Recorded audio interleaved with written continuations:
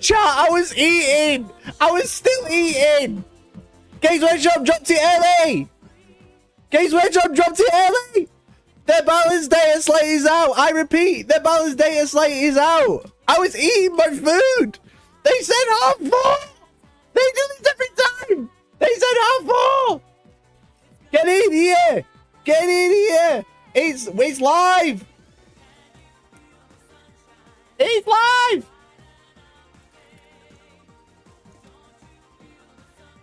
It's live, chat. Emergency stream. Emergency stream. It's live. January month says it's still January for at least 24 hours. Oh my god. It's live. The balanced Datslate is out. Tell everybody we're live. We're doing it now. We've got very important things to talk about, chat. Chat is very important. What are you eating? Literally just noodles. I've been busy all day. I've been so busy. I've had to eat noodles for lunch. Nothing exciting. Welcome. My name is Mikey. Welcome to the stream. It is the January balanced Datslate. It is out. We've got so much to talk about. Emergency meeting. Among Us sound. Bonk. Bonk. Do it. Okay. Come in. Come in. Come in. We've got to get everybody in. Welcome, welcome, welcome. We've got loads of things to talk about. I have prepared something that you all love. All right? You all love. Okay? I know you love this because my analytics tell me so. Okay? So we need to start now. Are we all ready? Are we all ready? Is everyone sitting comfortably? Have you got a pen and paper? Because it's time for the balanced Dataslate presentation. I have prepared you a presentation. You love presentations because my analytics say you all watch All Specs Tactics, okay? So I've made you a presentation. It's a blackboard. Welcome, class. Welcome to the balanced Dataslate analysis done by yours truly, okay? There's a lot to go through. I've pretty much got everything, but after we've done the presentation, I will go through them to make sure we've not missed anything, because sometimes what I get sent is different to what actually goes out. So let's go into it. What we're going to cover today. This is what we're looking at. Main faction changes. The actual balanced Datslate and some points. Data card errata, which includes some weird datasheet changes, which I thought was strange. And rules commentary. This is insane. Professor Hellstorm. I am Professor. Do I need to go and get my coat? One sec. One sec. She's not got any glasses. She always leaves glasses. Not today. Organ, thanks for the gifted. She always leaves glasses in here, and now I don't have any. She's actually moved them. Ridiculous. Ridiculous. Happy Datslate Day. Thank you so much for the gifted, Organ. You are an absolute star. Okay. I haven't updated the member goal, but if we hit another goal, we'll do something else. But this is getting arranged either this Friday or next Friday. Probably this Friday. Okay, let me tell you about what we've got to talk about. This is exciting. This is very exciting. Okay, okay. Mercenary, thanks for the gifted. Mercenary, thanks so much for the gifted. Okay, we need to be in presentation mode, okay? Gifted. Very serious. Are we all ready?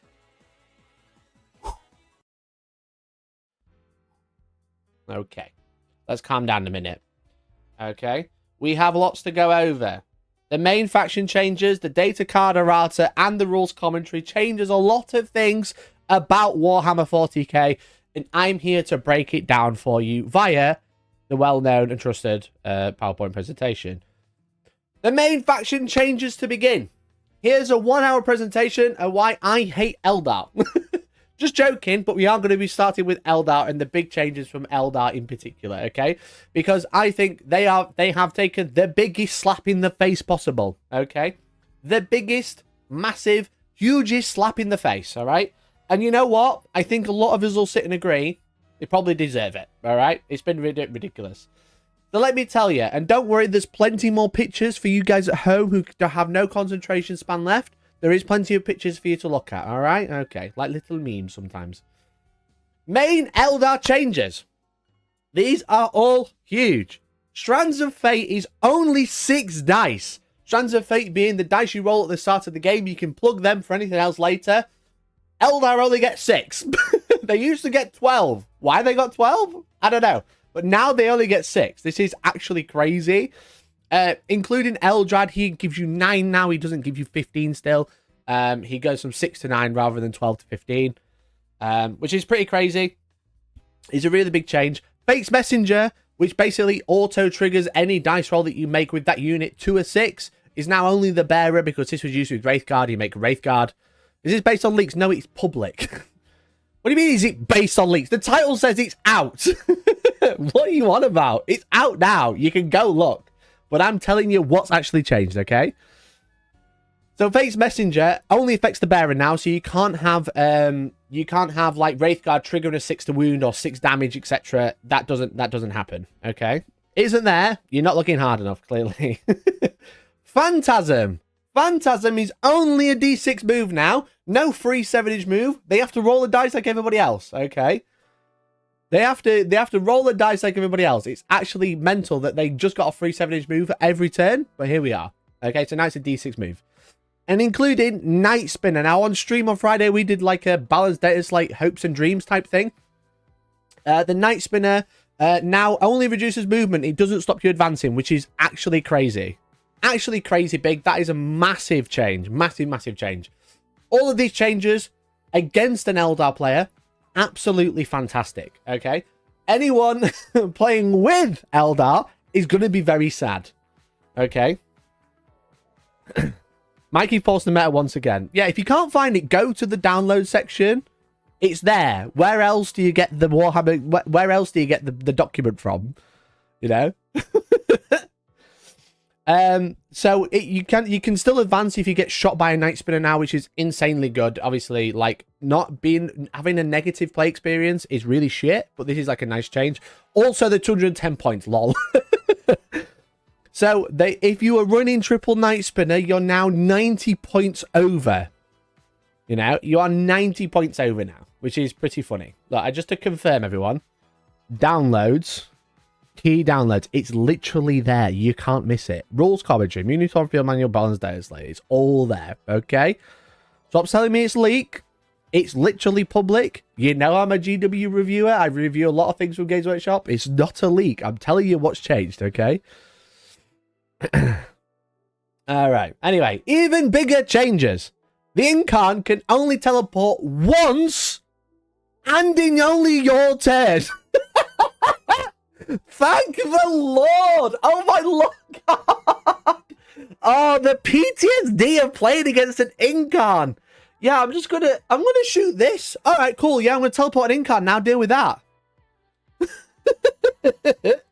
Oh my Lord! Oh my Lord! It is crazy. It's so crazy. Once per turn of yours, not my turn. Get gone. Once in your turn. Shut up. Leave your Incarn over there. I'm so fed up with it. I hope there's 9,000 Incarns on eBay because I'm so fed up of playing against them and I'm so fed up of losing against them. Oh, man.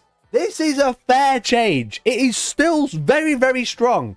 You can still kill a character on the opponent's battlefield, teleport an Incarn and slap everything in their side of the battlefield.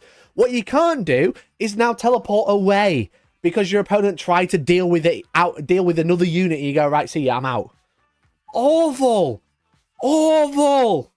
It's crazy. Also, Wraithguard can only shoot back at the unit that were shot by. Because obviously their ability has now changed twice. First, it was they can shoot back and they get pistols. Then it was just shoot back. They don't get pistols. Now they can only shoot the unit that shot them. So they can't go, you shot me with a bolt pistol. Every Wraithguard is now going to shoot a different unit. That was stupid. Honestly crazy. Honestly crazy stuff, okay? So that is like a massive change. And I think that's very fair as well.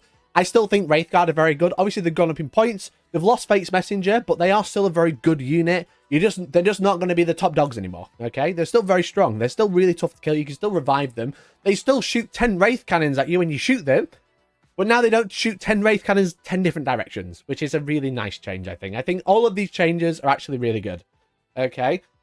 A quote from a very famous and powerful Warhammer player. Eldar can actually get in the bin and everyone is happy with these changes, okay?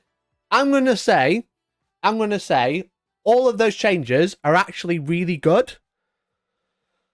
So I'm going to have to do it, chat. I'm going to have to do it. Okay, 1 second.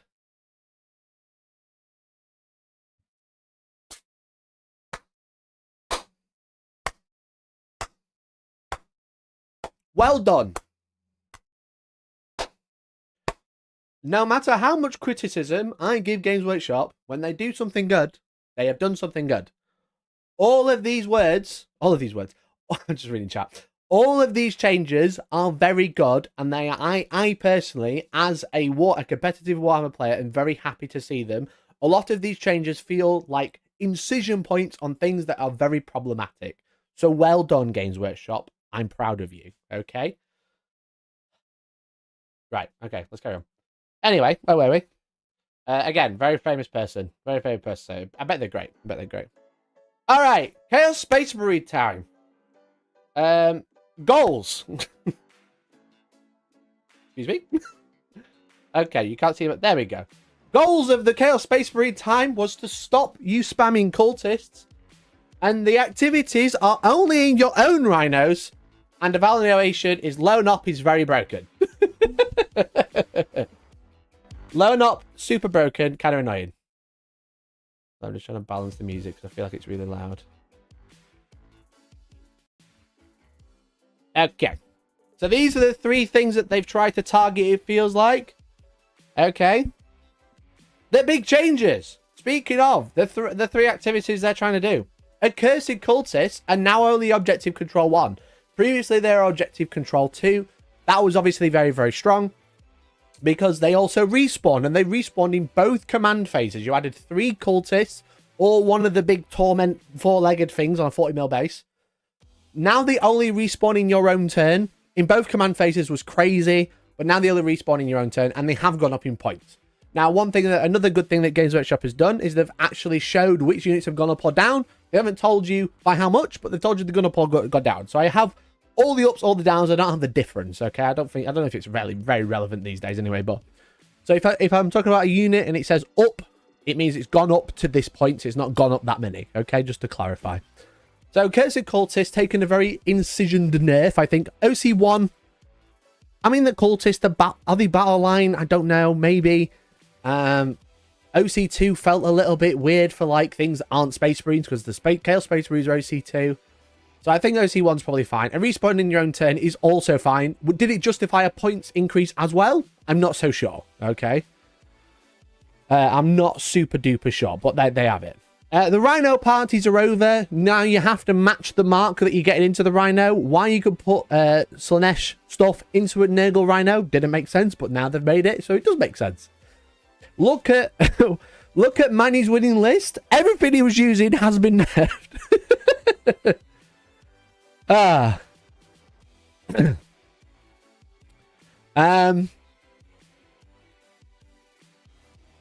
CSO get the bin. Yeah, literally. So yeah, anything that Manny was using at Warhammer World Championships has been nerfed. Speaking of Dark Obscuration, I realise you might be able to see. Dark Obscuration, the lone operative strat is now 18-inch range. I think that's really good. It is still a very good stratagem. So this is the one where if you get stealth, if you're over 12, you can't target the unit. It's now over 18, you can't target the unit. I think that's a pretty good change. I think it's a very good strat. It's still better than the Death Guard version. It's pretty fun. I think it's a good one. You know, I think the Dark Obscuration was pretty brutal, especially on like Forge Fiends out in open and stuff like that. They could have made it infantry only. That might have been okay, but they've just made it 18. I think that's a pretty nice change.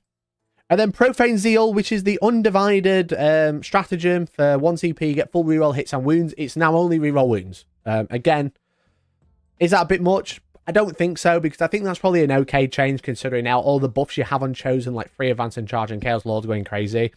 I think giving them just reroll wounds is a really nice strat for 1 CP. Bear in mind, this stratagem is 1 CP. It was full reroll hits and wounds for any undivided unit, which is crazy. Actually crazy. Okay. Are we all taking notes so far? Have we got any questions in the chat out of the class? Okay. Professor Hellstorm is ready to take questions before we go on to the next bit, which is other points changes for Chaos. Okay. Let's talk about the points. Chaos Lord is up to 95. Chosen are up. Stop it. Dark Communes up. Forge Fiends are up. Obliterators are up. War Talons are up. Obviously, I've already mentioned the Cursed Cultists are up. And Cold Lord of Skull has come down. I think this is fine. Chosen were like, what, 90 points or something stupid for 3 wound Space Marines? Actually crazy. 130 points feels good. I'm late to the class, but have a note from my mom. Okay. See me after class. All right? Okay.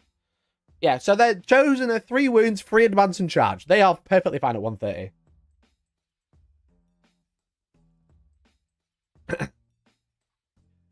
Warp Talons are up because they're obviously a very good disruption unit. And Obliterators are also up as well. Another very good unit.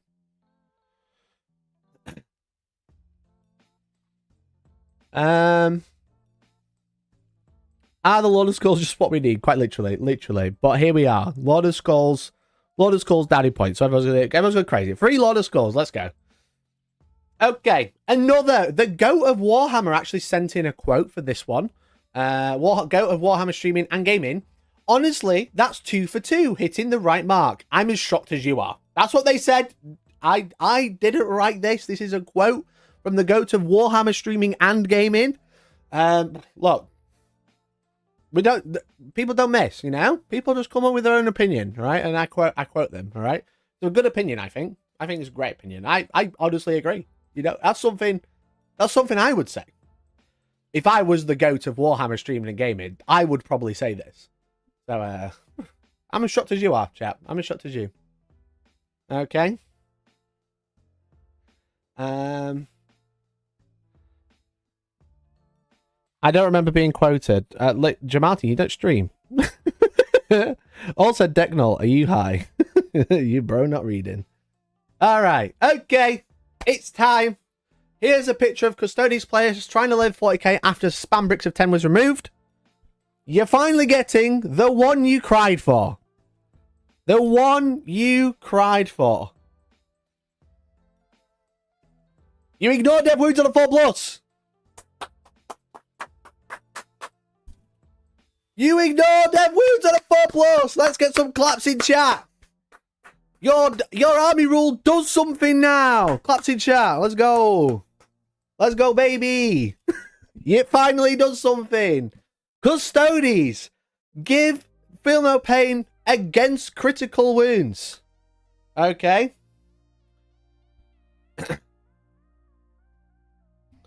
Dev Wounds is the problem. It literally says it there that you ignore it. What's your problem?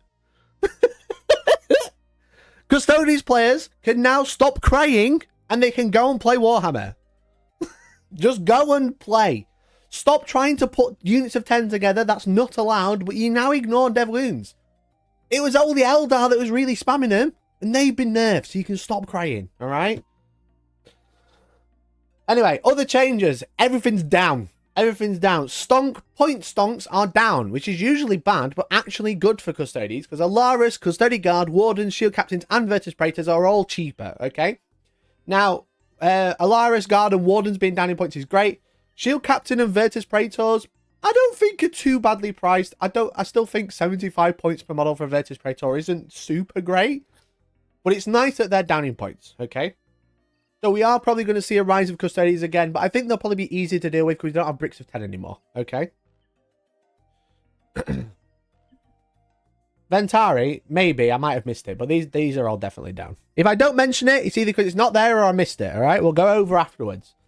This is the highlights. This is the presentation highlight that people come to me for, okay? Because you all love presentations. And look, it's got colour and pictures and stuff. And then the quick fire round of Balor's Dataslate changes. The Biologist is one model with this ability and once per battle, okay? So the Biologist is the grenade guy, okay? And the reason that he's got this new ability, or this change to his ability, is because... with his ability, it didn't have one model with this ability, and it essentially lets you use the grenade stratagem for free, even if it's already been used. However, since there was no limitation of how many times you could use it, you could actually use the grenade stratagem 4 times a turn, or 4 times a battle round in your own turn, because you used it, and then 3 Biologists used it for free in quick succession. So you could use it 4 times. But now it is one model with this ability can use this, so it's capped at once per 1 extra or 2 times a turn. And each model can only do it once. So they've got limited supply now. Again, it's one of those things that people kind of didn't notice, but then people started really spamming it. Like Liam Vessel did it at the Warhammer World Champs, I think. Just started spamming grenades. And obviously, grenades is a great stratagem. So that's like a huge one. For Adeptus Sororitas, the Triumph can only do 2 acts now. It obviously could do unlimited acts as far as I'm aware. It's now capped at 2, which is fine. And then the Imperial Knights, Lalo the Tyrant. Everyone remembered the arguments about Lalo the Tyrant. Can it reroll a hit, a wound, or both hits and wounds, or all of the hits and wounds? It is now reroll a hit and a wound. So you don't get, it's not or, it's now both, which is what everyone thought. Although all the people who play in Imperial Knights wanted it to be, and it never was, but now it is, which is quite funny. So we got another quick fire round for Balanced Dataslate changes. Quick fire, baby! Demons actually received a quite big change. Demon Pact basically says you must have more battle line than non-battle line. And I'm pretty sure Nurglings don't have battle line. So I think, correct me if I'm wrong.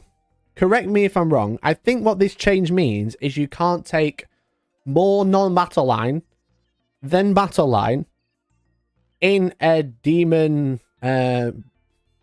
ally system. Okay? In an ally system. And I don't think Nurglings have battle line.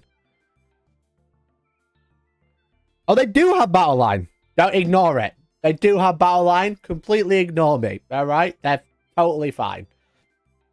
So, rip Nurglings? No. That's the answer to that question. All right? Anyway, Blood Angels now get +2 strength on the charge in addition to +1 attack. Does that mean they're going to see play? I don't know. +2 strength is really nice. But is it enough? I don't know. I think it's quite interesting. I think it's one of those, you're kind of like not going to expect it. And then you get it. You're like, oh, shit. Oh, shit, son. Okay. Okay. Astra Militarum can issue orders when they disembark or set up, which is cool. So now if you deep strike, you can issue an order instantly when you arrive and it's stuff like that. Basically covers that. If you arrive from the battlefield late, you miss a command phase, you can issue an order straight away, which is quite cool. And then finally, the one that everyone complained about, Grey Knights. Grandmaster Dread Knight hits on a 3 with the hammer. Hits on 3. He also hits on 2 with his sword. That's so good. Grandmaster Dread Knight's back on the battlefield. Also, his heavy side cannon is AP2 and ignore cover. So it's essentially gained 2 AP a lot of the time. Because it was AP1, didn't ignore cover. Now it ignores cover and it's AP2. So it's essentially gained AP2, which is pretty sick. It's pretty sick. It's pretty good. Also, Razor, the Dark Angels Codex isn't technically out. Okay? Isn't technically out. So, the Dark Angels Codex, not Dark Elder. Dark Angels Codex isn't technically out. So, you still use the old one until it's officially released. So, that's why it's still there. I'm not early. Games Workshop posted it. Okay, just to clarify, not leaking. It is all there. That's today's date, baby. That's today's date. Any other things? Oh, look at that. All today's date. Didn't leak anything. All right. Well, thank you for the 2. Really appreciate it. You can support the channel by becoming a member, by the way. Look at the number. What would be cool if that's 400, wouldn't it? If it says 393, kind of cringe. 400, very epic. All right. Anyway. So Grey Knights hitting on 3s and 2s is sick. But the last of the big changes, Drakari, thank you for the 2, man, really appreciate it. Drakari can attach to Incubi now. I don't know what that really changes, but it's fine. But also empowered by the combat drugs, essentially gives you AP in melee in addition to rerolling hits. So previously it was reroll hits, now it's reroll hits and AP in combat, which is really nice.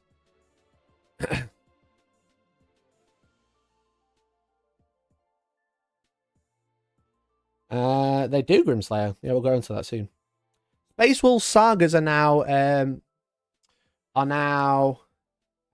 the end of the turn rather than each battle round, which is a nice change. So you get to, they have them. I've never actually played against Space Wolf sagas before. I've only ever played Space Wolf Gladius, but their ability is essentially they can change it at the start of each turn rather than a battle round, so they get sustained hits and stuff each turn, which is cool. And then World Eaters, they've had a huge change. This is probably one of the big ones as well, along with Eldar and Chaos. But World Eaters kind of, they're an interesting one. But Berserker Glaive loses Super Saiyan plus D3. Which basically means that he's only +1 attack and strength, that he doesn't get anything else, because usually he'd be like, oh, I'm going to go Super Saiyan, I'm going to get plus D3 attacks and strength. Now he doesn't get that. Favoured of Corn, he's once per battle. That's the free reroll of your blessing roll. It's now once per game, which is okay. It's still a really good relic, but everyone took it. Everyone rerolled all the time. And then an interesting one, which I don't think's ever been played, but the Demon Prince Invuln aura. Do you know the Demon Prince on foot that gives out Invuns? Now it's only a 5+. Or if you've already got an Invuln, it becomes a 4+. Because previously it was just an aura of a 4+ Invuln. I don't know. I've never seen that used. I don't know if it's that great, because you can just kill the Demon Prince. Always thinking behind walls and stuff. Maybe that's them kind of preemptively nerfing something. People are going to be like, right, I'm going to spam Jackals and give them all a 4-up Invuln. An interesting one. Very much an interesting one, that's for sure. So, because people played 120 Jackals and have a 4+. That is a really broken list, to be fair. But yeah, now it gives you a 5+. It's still good.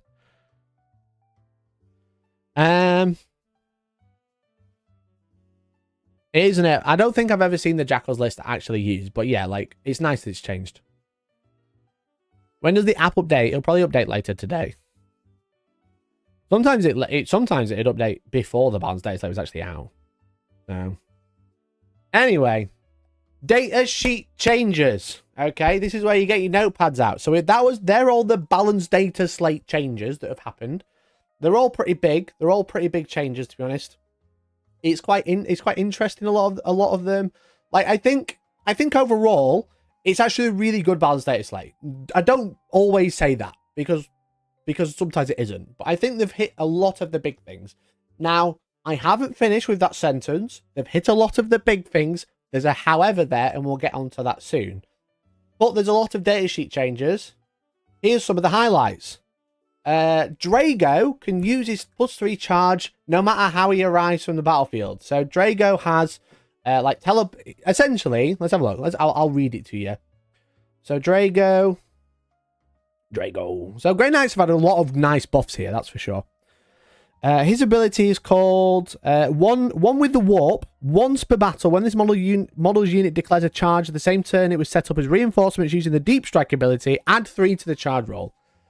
Now, because it says it's only a right on reserve via deep strike, he technically couldn't use it when he used teleport assault, which is the Grey Knight's ability to pick up, put down, because you're not actually arriving from reserves, you're arriving from the teleport assault.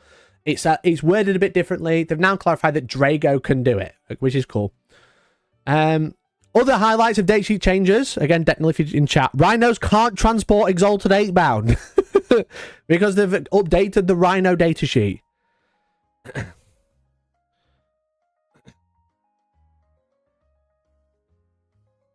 Just to clarify, Knights can only reroll 1 hit roll of 1 and 1 rune roll. I think it was 1 or the other. Now it's 1 of each. Which has changed today. So Rhinos can't transport Exalted 8-bound. If you did this, you were dumb. The Nexus, funnily enough, didn't know this. The Nexus could only move your own markers now because you could move any core ambush marker on the battlefield. Which is funny. Which is very funny. Oh, and then step 4. I forgot to update that one. But don't you know, Venus has a beautiful name and colour. I forgot to change this on my template. Anyway. Like the stream if you haven't already. Become a member, support the channel. Let's get to 400 today. 7 members. Where you see these changes are the datasheet changes. Okay. It's a datasheet change. They've changed the Rhino. No, they're not on the Dataslate. They're in the datasheet. This is the datasheet section. Go on, Decnal, quick pop. We got this. Okay. So anyway, that they can't get in. I've read it. I've read it with my eyeballs. I've read it with my big eyeballs. I have to scroll to World Eaters and have a look. World Eaters change. We scroll to Rhino. There'll probably be a document. But yeah, on the actual datasheet. Cannot transport 8-bound, Exalted 8-bound, or Terminators. So, yeah, as I said, this is a datasheet change. So this isn't in the balanced data slate. This is datasheets that have changed. You read it. I did read it. I'm very good at Reddit. Anyway, now that was the main datasheet changes. We could have a look at all the datasheet changes, but I don't think they've put out a document about it. Have they put an index? They have. Bing, bang, boom. Here it is. Datasheet changes. Let's have a look at the datasheet changes all together. This is a list of them. And anything that's ready to change. Army rule card, assigned agents. Add, if every model from your army has the Agents Imperium faction keyword, you can ignore the select detachments rules. I think that's just probably like a quality of life change. I don't think that's anything important. But what is important is Mighty Dwarf been a member for 16 months. Overall, I'm happy with the 2024 Balanced Dataslate. I'm pretty happy as well. There's a lot more to go through.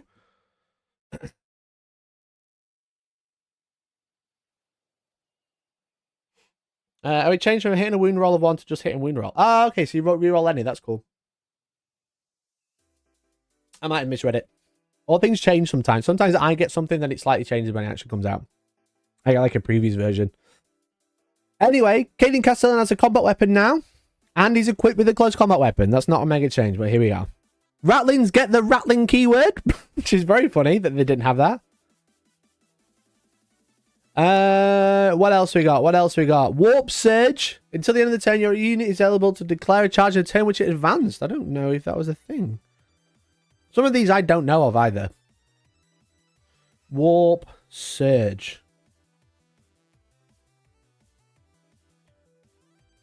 Until the end of the phase, your unit is eligible to declare a charge even if it advanced. And now it's until the end of the phase, your unit is eligible to declare a charge in a turn which it advanced. Oh. Maybe I think it's just like correcting like the wording. The effect actually isn't different. It's just worded differently now. Maybe they just cleaned it up to make it like the same as everybody else. Legionnaires get a starting chainsword. Cool. Asmodai. So these are all Dark Angel changes. Obviously, the Dark Angels have a new codex, but the new codex isn't officially released. It's only released in a FOMO box, which means for GW's events and most other people's events, but in particular GW's events, because that's the important one we're talking about right now, it's not in play. They're still using the Dark Angels index. That PDF is changed to 6 strands of fate dice. Yeah, but it's in the balanced data slate. So it's fine. So like they're like some changes. Again, the codex isn't technically in use yet. What else we got? Spectre's kill team. At the end of your opponent's turn, if this unit is more than 6 inches away, you can remove and put it in strategic reserves. I don't know what it was before. Spectrus. What was it before?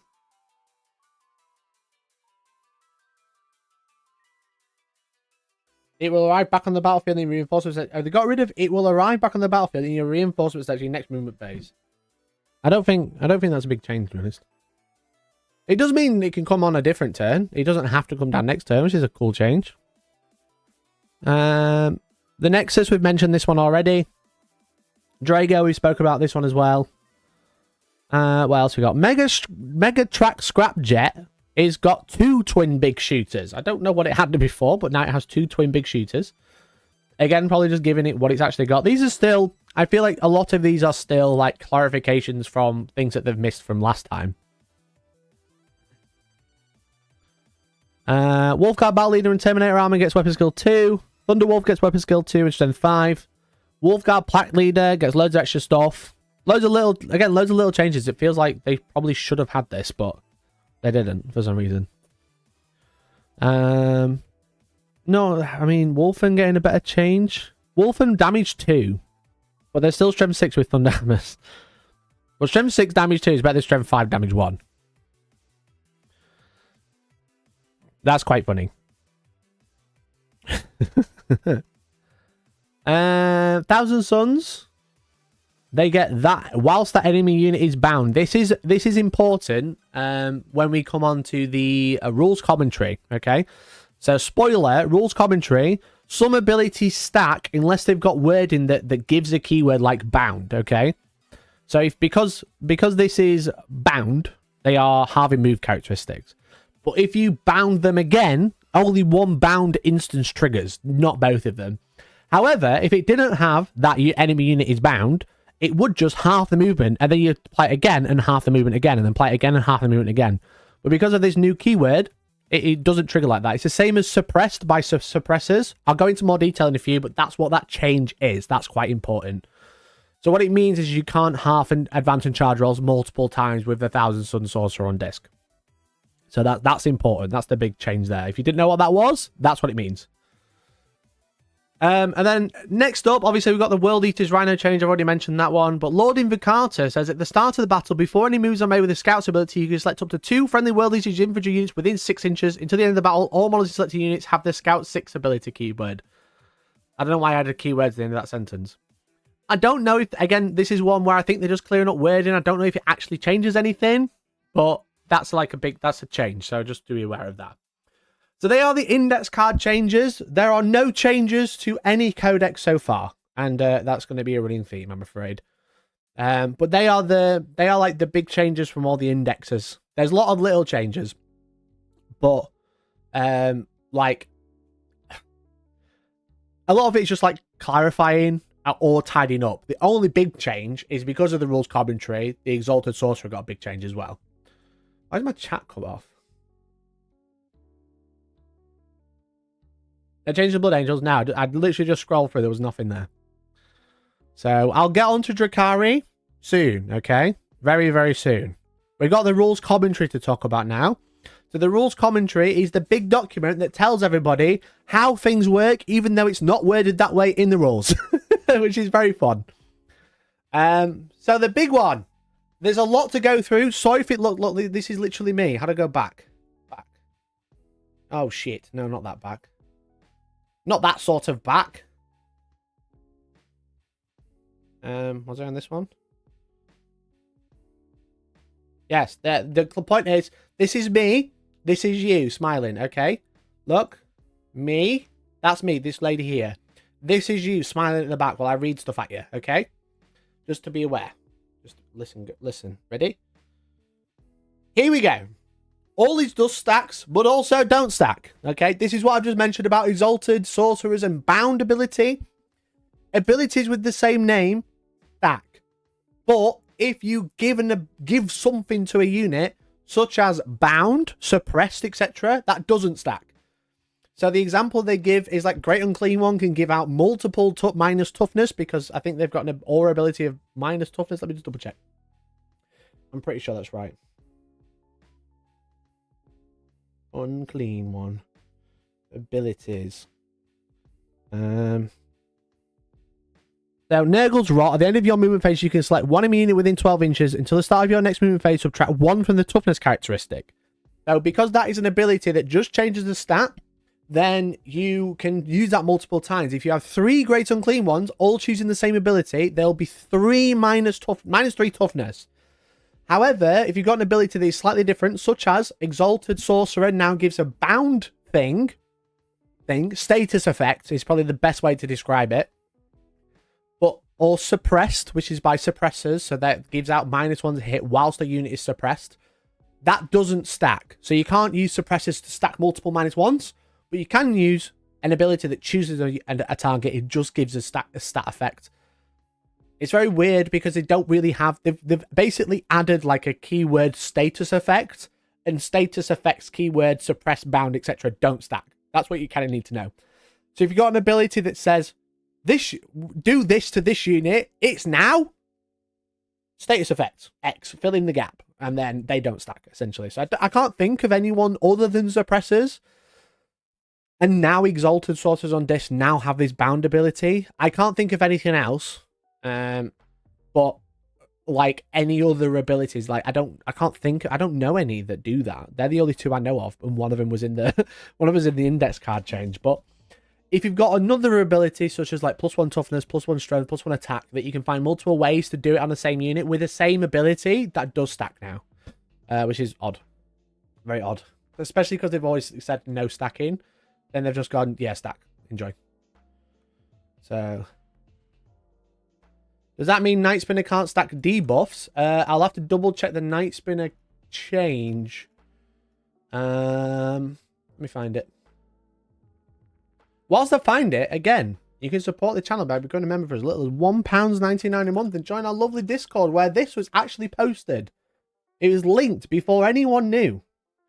Because Jamal Team posted a link into our Discord, which is very important. Where's Night Spinner? Night Spinner.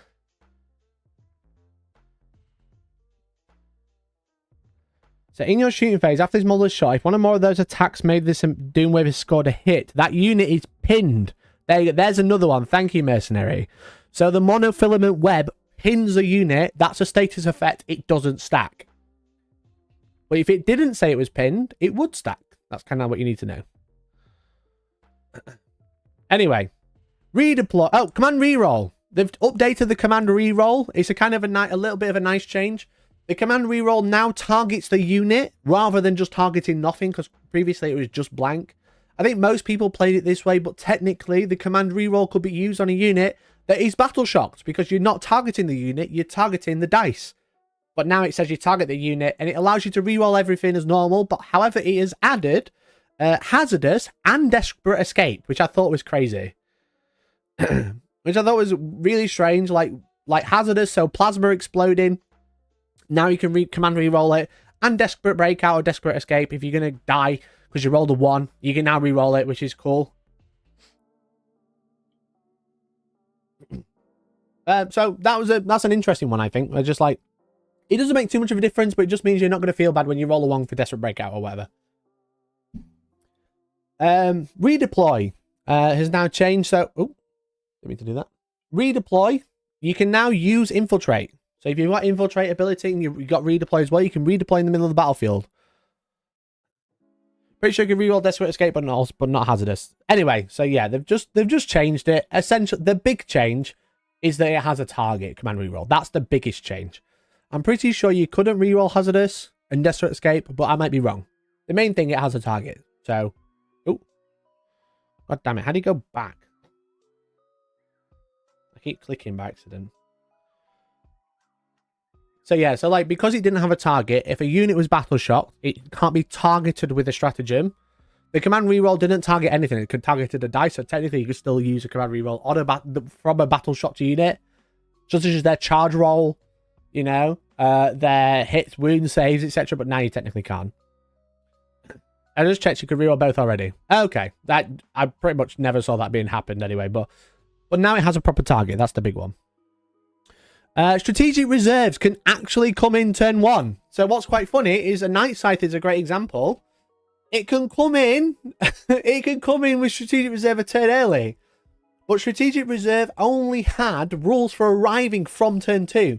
So even if you arrived turn 1, there was no real clarification that it couldn't actually arrive turn 1, because there's no rules to say if you arrive turn 1, this is what happens. It was only ever if you arrived turn 2. You know, but all the abilities said you can arrive turn 1. But now they've fixed it. If you arrive turn 1, you treat the battle round as being 1 higher. Now it arrives. I think everyone played it like that anyway. You know, I think everyone kind of knew it, but technically it didn't work. It's one of those rules again. It's wrong. Everyone just kind of plays it that way. You know? Steve, thanks to 5, brother. Can I heart react? I can heart react to your £5 donation now. Look at that. Look. Look at this little heart react. That means I like this. I like it when people send super chats like Steve. Thank you. The drama isn't the changes, it's the things that stayed the same. Like the rules and points for Catan. Thanks, True. G-dubs. True. Yeah, we're gonna go over that. There's a whole slide for that. Don't you worry. Don't you worry. Got a whole slide for it. So wait, you can arrive turn 1 only if you've got an ability to allow. Let me read it. Mercenary, no, you can't arrive turn 1. However, Night Scythe and other units have an ability. Let me tell you what it is. Let me explain it to you. I don't want you to get confused. The worst thing I see about YouTube Warhammer is someone saying something wrong and everyone riding with it. And I want to make sure I'm super clear. So, this model can set up in the reinforcement steps of your first, second, or third movement phase, regardless of any mission rules. Okay? So regardless of any mission rules, it can arrive a turn early. Now, the Night Scythe doesn't have deep strike, so it arrives with strategic reserve. Okay? The mission rules prevent it arriving turn 1, but this says it can arrive turn 1 instead. However, there's no rules for arriving turn 1 via strategic reserve. So even though it can come in a turn early, regardless of any mission rules, strategic reserve is from turn 2 onwards. So turn 1, there are no rules for how it arrives on the battlefield, so it can't arrive on the battlefield because it doesn't say how. You know, strategic reserve is set up on a board edge from turn 2. In turn 2, you arrive here. In turn 3, you arrive there. Turn 1, there's no rules. So they've clarified, if you have an ability that allows you to arrive in a turn early with strategic reserve, you count the battle round as being 1 higher. So now it's turn 2, and you set up as if it was turn 2.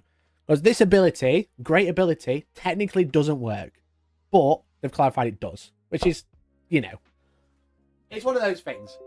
We all kind of know how it works, but it didn't actually work. So, anyway, ignore modifiers. They've gone back on what they said, okay? Mortarion and stuff like that, they had some like weird FAQs where if you ignored things that affected your strength, your toughness, your wounds, your saves, but didn't affect your hit rolls. Now I'm pretty sure he says if you ignore modifiers, you ignore hit roll modifiers as well. We're going to scroll through the rules commentary and have a scroll through. But they do say if you ignore modifiers, you actually ignore modifiers. Which is funny. And then finally, one-shot weapons have been fixed. Kinda. You can't shoot one-shot weapons out of transports. We've been over this a few times. But essentially, when you shoot out of a transport with firing deck, the unit isn't shooting. The vehicle is. So you choose 6 models and you're equipped with those weapons. So then you equip a truck with demolition charges and it throws them, you know? And then the unit hasn't shot. So the unit technically still has the one-shot weapon and it hasn't been shot because the vehicle shot it. But it's not the same weapon because the vehicle's equipped with it. So they just said no. They just went, nah, you're not shooting with one-shot weapons out of vehicles, which I think is probably okay, you know? There's obviously like other ways you can do it. You can just say, if a transport uses a one-shot weapon from the unit can't use it later or whatever. But I mean, that's probably fine. Just clear. It just makes the game just simpler, you know? It's just like, oh, it's a one-shot weapon, can't actually use it out of a transport. There's like multiple ways they could have worded it, but I think that's probably this cleanest fix is just saying, no, you can't, you know? I think sometimes that's okay for like rules changes, is to like, rather than trying to find a way to make it work, you can just go, no. I think that's okay. I can't remember what's next, so here we go. Oh yeah, Melter. Melter isn't a modifier, chat. Don't know if you knew. Melter isn't a modifier. Guess how many snotty messages and snotty insults I've got for saying Melter isn't a modifier. And it's at least 3 different people, okay? So if I had a nickel, I'd have nearly $1, and that's quite a lot of money when I was right all along. So Melter gives you an addition on your dice roll. For example, D6 plus 2, okay? However, that is the damage characteristic of Melter. That is the damage characteristic.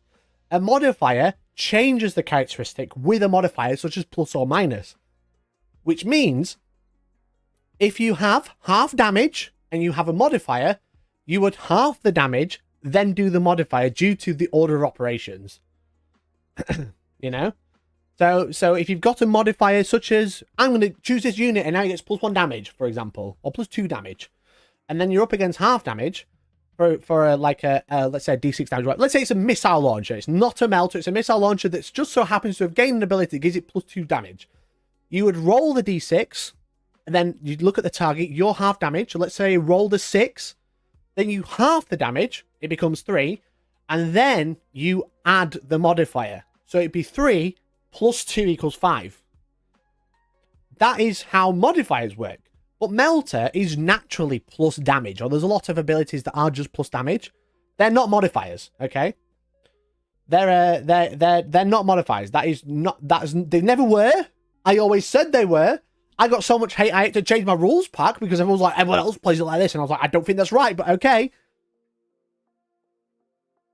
You get half the roll that add Melter. That is not correct, CD. It is not a modifier. It is the damage characteristic. You roll, you add, then you halve. Because Melter isn't a modifier. It is a damage characteristic. Okay? So it is not a modifier. A modifier changes the damage characteristic. Melter doesn't change the damage characteristic. Kinda. It doesn't work like that. You roll it, you add it, then you half if you've got a half damage ability for stuff like that. So Incarns and Catan's actually got a really nice buff if you were playing it technically wrong. You know? Tell me that to Clay still reroll wounds. I think, yeah, that's funny. It's good. It's good. Has been since the core book dropped. No, I agree. But no one seems to want to play it like that. They want to play half, then add damage. When you're playing against Incarns, I can't exactly argue. Why wouldn't you want to half the damage, then add the Melter modifier? But I always said it wasn't a Melter modifier. It was always, it was always just the damage. Okay, a modifier changes the damage characteristic. The damage characteristic doesn't change with Melter. It's just the damage characteristic. So a D6 plus 2 Melter 4 weapon would be D6 plus 4, divide, half, then add 2. No, it would be D6 plus 2 Melter 4, then half. You half it at the end. It's only if you've got like an ability that modifies the dice roll. Ignore mods is back to screen over Catan. No, I don't think so. So yeah, so it depends. If you've got an ability... Or then again, Melter is Melter ability a modifier? I might be wrong on that, Mandy. I need to double check. Essentially, people were playing dice roll, half, then add because of D6 plus 2. That's not the case. I'd like to thank you for the amazing work you have done with this presentation. Martin, thank you so much, mate. I really appreciate it. Hopefully you guys are enjoying the presentation. It seems like there's 300 people watching and only 45 likes. The least you can do is like this stream. If you don't want to become a member, you don't want to super chat, that's fine. Like the stream. That'll be really cool of you. So yeah, so think about abilities that are D6 plus, okay? It's not abilities, weapons that are D6 plus. So maybe a Melter modifier might be halved afterwards or added afterwards. Because sometimes it just changes the characteristic. Think of Darklands. Darklands, great example. Is Darklands one little word? Is it even called Darklands anymore? Oh god. Ravager. What are they equipped with? Range. Darklands, yeah, there it is. Here you go. Darklands, as you can see. 3s to hit, strength 12, minus 3, d6 plus 2. The plus 2 isn't a modifier. Andy, thank you so much for the 5 gifted. Thank you so much. You are a star. Thank you for the 5 gifted. That is so kind of you. That is amazing. Thank you. So yeah, just to clarify, Darklands, this is what it doesn't affect, okay? So Darklands, strength 12, minus 3, d6 plus 2. The plus 2 in the damage characteristic isn't a modifier. As you can, I'm trying to focus, please. Focus, please. The d6 plus 2 here isn't a modifier. It is the damage characteristic. So that is halved. Make sense? So you d6 plus 2, then you halve damage. That's what it's changed. We got there. We got there. Woo. Melter 4, which adds 4 to the damage, is a modifier. So that is added after. Which I probably should clarify in here. Plus damage. Does Melter have the Melter rule? Doesn't he just change the damage dice roll? Ah, shit. Rejoined. Yeah, I'm slightly wrong. I'm still right. I'm still right. I've just wrote it wrong. Okay. D6 plus 1 damage isn't a modifier. That's correct, Des. So Melter is a modifier. This... No, okay. Give me a second. God damn it. Damage. Characteristic. Plus 2 isn't... Listen, look, it was right all along, okay? Look, it was right all along. Damage characteristic plus 2 isn't a modifier. That's what I was saying. It's because I was thinking Melter weapons all have D6 plus 2, and I thought it changed it to plus 4, but it doesn't. Melter is a modifier. Damage characteristic plus 2 on Melter guns isn't a modifier. So to summarize, D6 plus 1 is halved, D6 Melter 2 is not halved. No, that's correct. Melter in half range is a modifier. Melter is a modifier, yeah. Look, listen. I don't get long to work on these, and I have to write so many things all very quickly, okay? If you have a weapon that has +2 damage naturally, it is not a modifier. Everyone says it is, but it isn't, because they see the +2 and they see modifier. That's not correct. D6 is halved, the 2 from Melter isn't. So Melter 2 isn't halved, it is added later. But I'm talking about, my apologies. And my apologies, I was slightly incorrect in the wording. The correct wording is damage characteristics that add damage aren't modifiers. So if you have D6 +2, it's because fucking 9th edition was D6 is +2 on the damage. There we go. Anyway, if you have a damage characteristic that naturally has a plus on there, it is not a modifier. It is just a damage characteristic. If you have something that adds to the damage after, that is added after any abilities that half damage or etc. set to 0, whatever.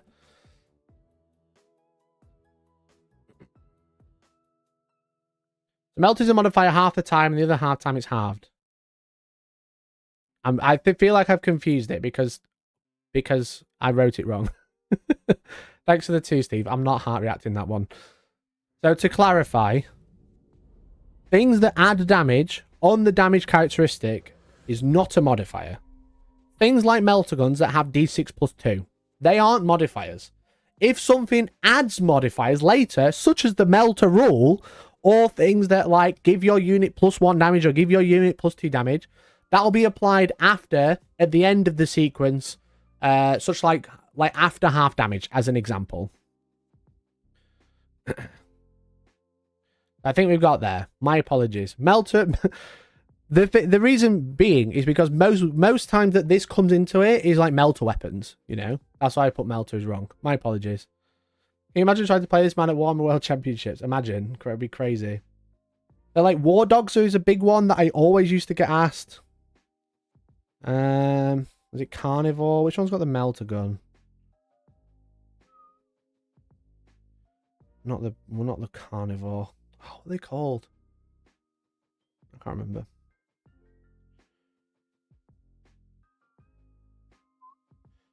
What are they called? What's the little knight with the melt? Is it Brigand?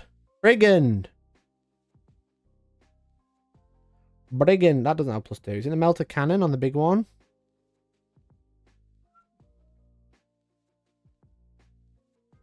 So the Desecrator Laser Destructor is D6 +3. That would all get halved. Warglaive. Yeah, it's the Chaos Knight one I was looking at, imagine. So in that case, D6, then get halved, then get to +2 due to melter. That's correct.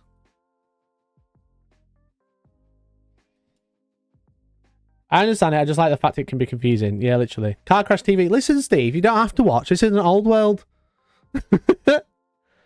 So what you have to remember, if it's plus on the dice roll, naturally, on the data sheet, because it says damage characteristic, D6 +2 or whatever, that isn't a modifier. Just because it's a plus doesn't mean it's a modifier. That is the change. That's the clarification.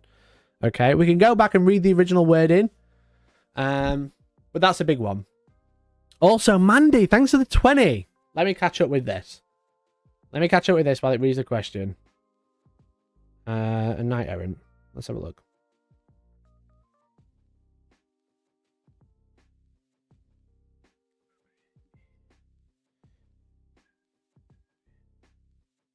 So talk about the thermal cannon.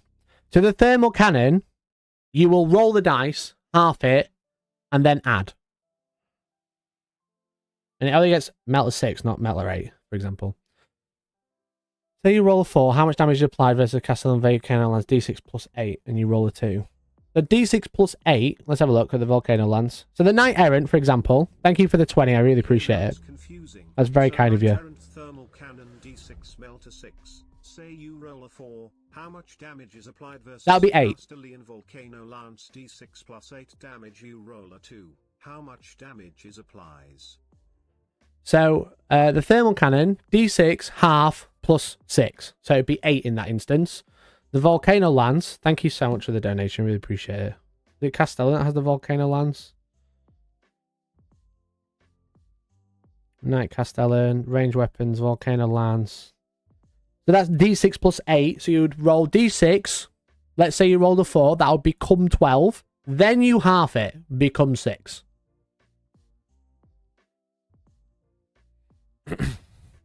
That's basically how it works. That makes sense, I think? Because the Volcano Lance isn't a melter modifier. So as you can see, it is D6 plus 8 damage. So you roll plus 8, then half it. Okay? If the thermal cannon has melter 6, so that is added afterwards. That makes sense. It's not even a change. It's to stop people from halving the plus 2 damage after get after the dice roll. Yeah, that's exactly the change. What Mikey is trying to say is after you watch this, it's best to read all the rules changes yourself and then comment on the video. Shut up, Steven. Pay you 25 cents for each mistake. Shut up, Steve. Don't tell people the hack. Don't tell people the hack. Damage characteristic plus 2's art modifiers. That's the change. If it's on the dice roll, if it's in the profile and it says damage, D6 plus whatever, that's not a modifier. It is just the damage characteristic. If you are against half damage, you'll roll, add it, and then half. If you've got any other modifiers, such as Melter, they are triggered afterwards. This is always how it's worked. People can't read, okay? Anyway. Next up, the summary, chat. That was the final point. It's a big one. I was right. But, however, the summary, it says... You can't see it because I've not clarified there. I think Games Workshop did a pretty good job. Okay. I think Games Workshop did a pretty good job. And again, I don't say that often, but I do think a lot of these changes are very good. They have incisioned and slapped all the important bits, which is great. I love that. Well done. However, they haven't touched AdMech and Necrons. Now, this is a thing that I keep seeing spammed in chat. They haven't touched AdMech. They haven't touched Necrons. And I understand the frustration, you know? We've just saw Necrons beat unnerfed Eldar at the LVO. Surely they should get a nerf. AdMech are still 30% win rate. Surely they should get a nerf. However, they've not actually, except for a couple of points for like Space Marines and Tyranids, they've not touched any rules changes for any codexes as far as I can tell. Any codexes already out, they haven't touched codexes. So they haven't changed any Space Marine rules. They haven't touched any Tyranid rules. They've changed some points for the older books, but they haven't touched any Necron rules or points or any AdMech. Because I think they see it as too soon, you know? The books came out in November. I'm not defending them. It would have been nice to see a change. But I think the thought process is the books haven't been out long enough. They don't want to change them just yet. They want the meta to settle. They've got rid of the big dogs and they've buffed a lot of armies. So maybe AdMech will catch up. I don't think that is the case. I think we're going to see AdMech on a downward spiral because everything around them that was pretty bad has got better, you know? But then Necrons as well. Necrons look really scary, but that's because Matt played it out of his arse on the stream. Now, I've spoken about the stream game, the final. I've already spoken about that. I've given you my thoughts about what happened there. But overall, Necrons haven't been out very long. They are obviously doing very well week in, week out. But Games Workshop don't look at stats week in, week out like we do. They look at it as an overarching thing. They do their own thing. I don't know how they do it. They do whatever. You know, what we see weekly from like JCMS to Meta Monday and Stats Check and Greenhammer and whatever, they don't use that, okay? They don't look at it on a week-to-week basis. We want things changed now because we just played a really broken army. We want it nerfed. But, yeah, like, they don't look at it that way. They look at the overarching picture. A customer has bought a Necron Codex and it's been out 3-4 weeks and they've had Christmas and not been able to play. They finally play a game and there's a change. That pisses off the customer base, okay? That's what we have to, like, remember. It's stuff like that.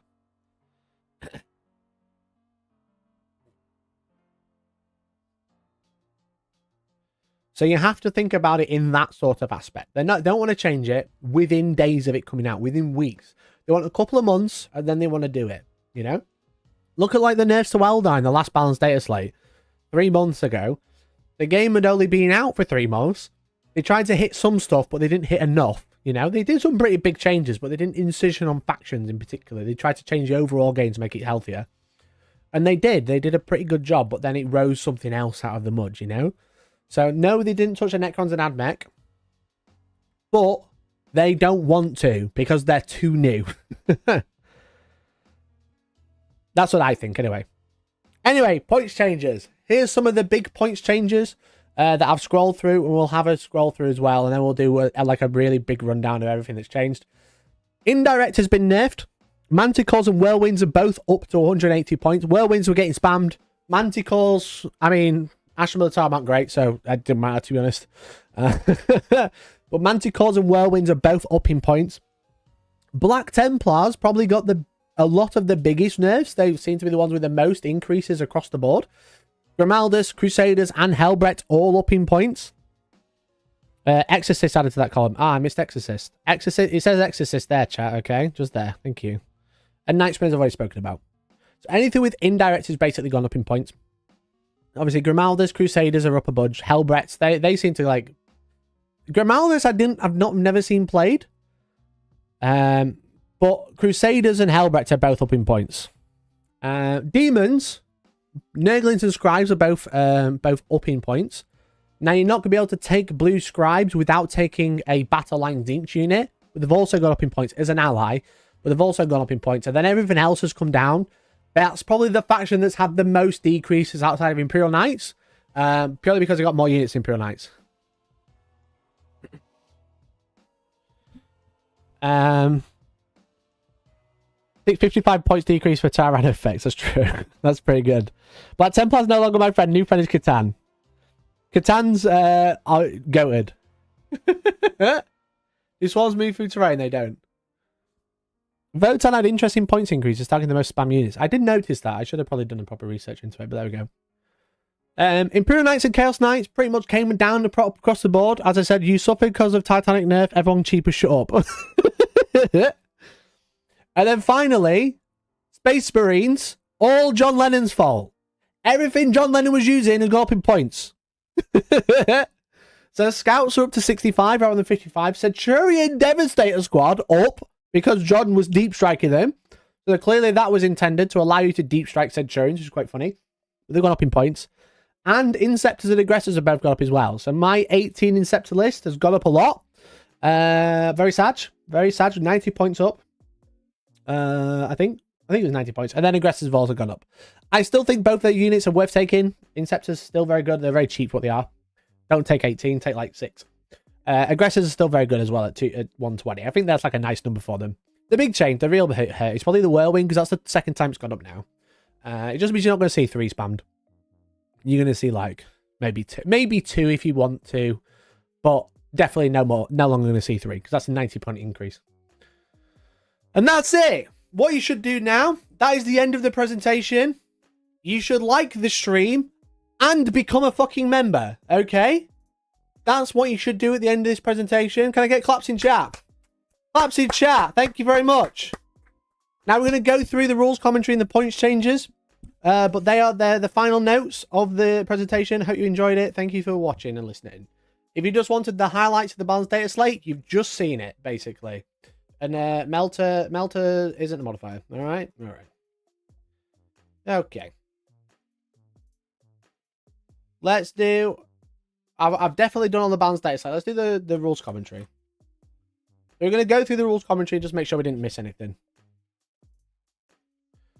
Oh, look, Valrak's here. What a cringe lord. Grey name cringe. Grey name cringe, baby.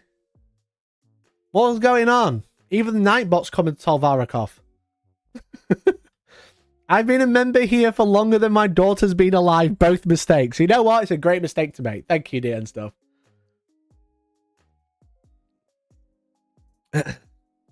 He's not even gifted now.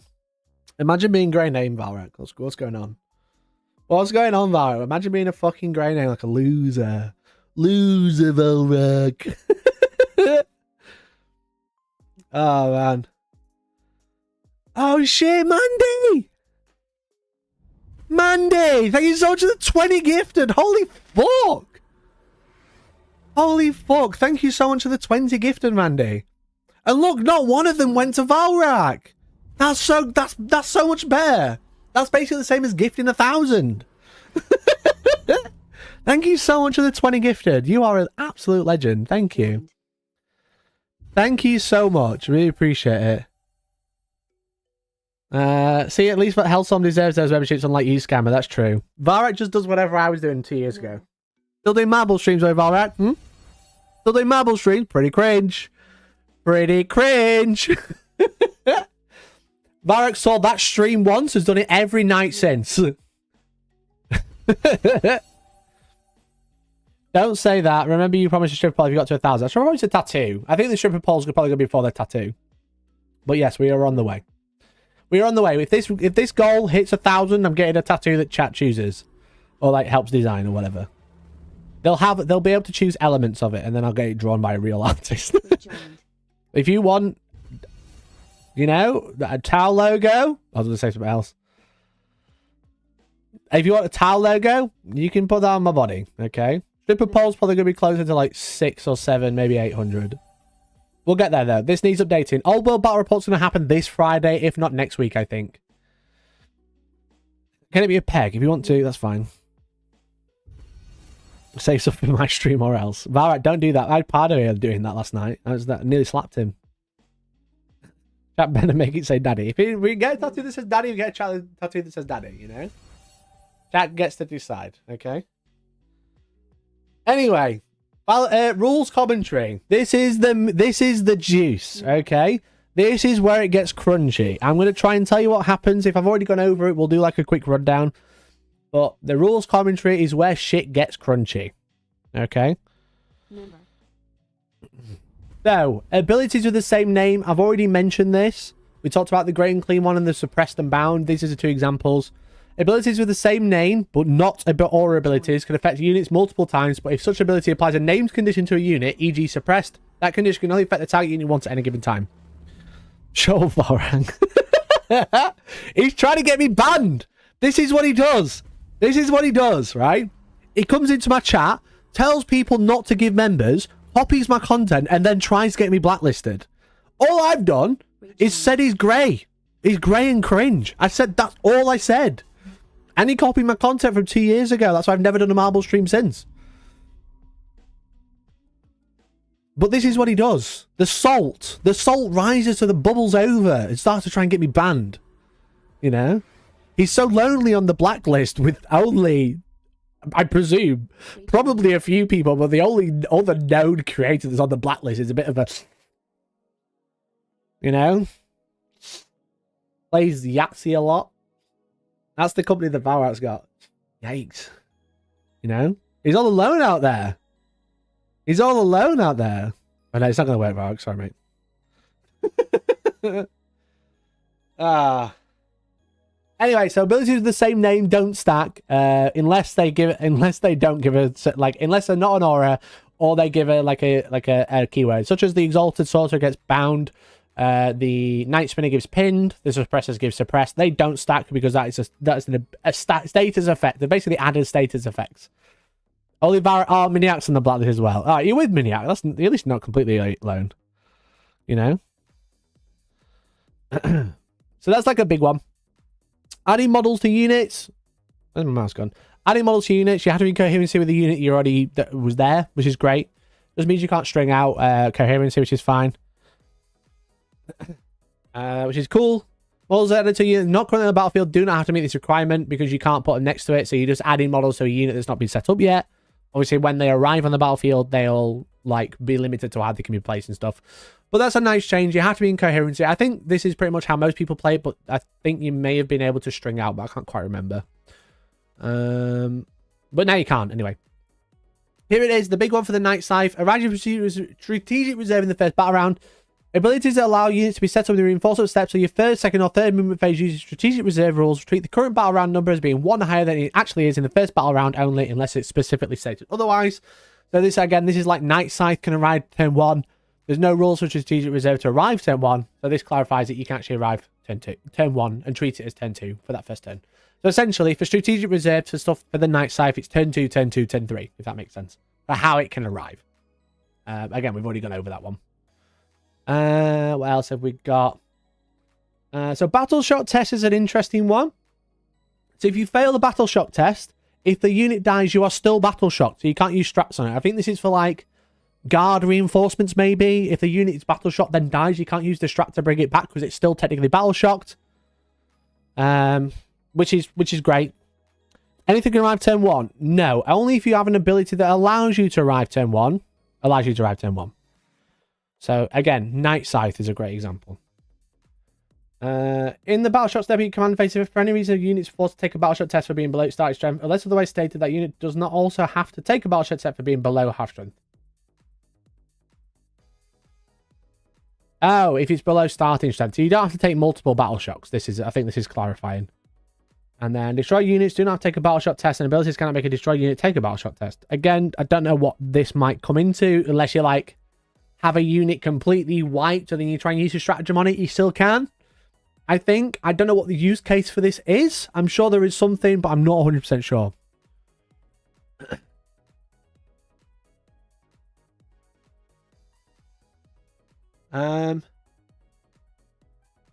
Free real estate. Anyway, what else have we got? Yeah, I don't know what the use case for this last bit is. That's for guard. It feels like only guard. This one, definitely. I don't know about this one. But yeah, if you lose a complete unit, it doesn't have to take a Battleshock test before you can use a stratagem on it. Also, for fight on death. Good shout. Yeah, fight on death, this would be interesting as well. It's a very particular case. It's nice that it's clarified, though. What else have we got?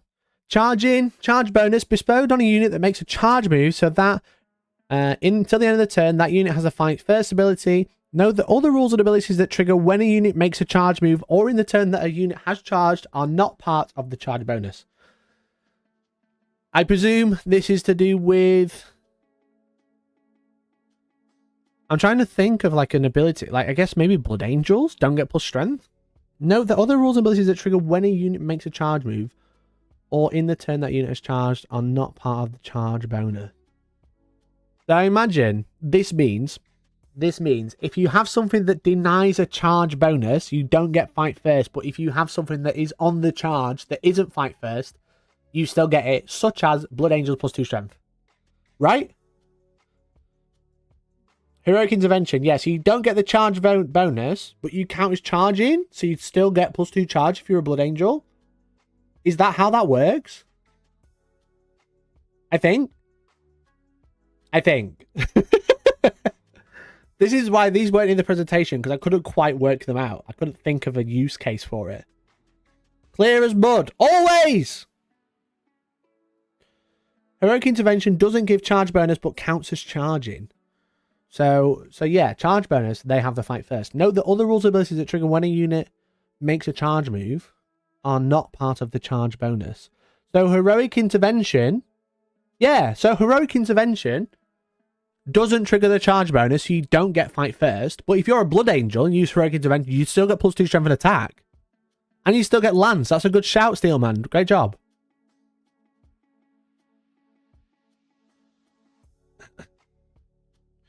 Deadside Hobbies, new to 40k in 10th. Do you need to stack balance Dataslate changes, or is this a cumulative document? Yeah, this is an updated document, so you only need the one. And usually you don't really need it. Just like check the balance Dataslate, check for the main changes for your faction. That's pretty much all you need to know. All the intricacy stuff is when you've got a question, basically. So all this is kind of like, I don't actually know how this interaction works. Check this. So yeah, so charge bonus doesn't stop other bonuses to charging. Charge bonus is exclusively fight first. Okay, I like that. That's a cool change. So you won't get fight first, but you will get everything else.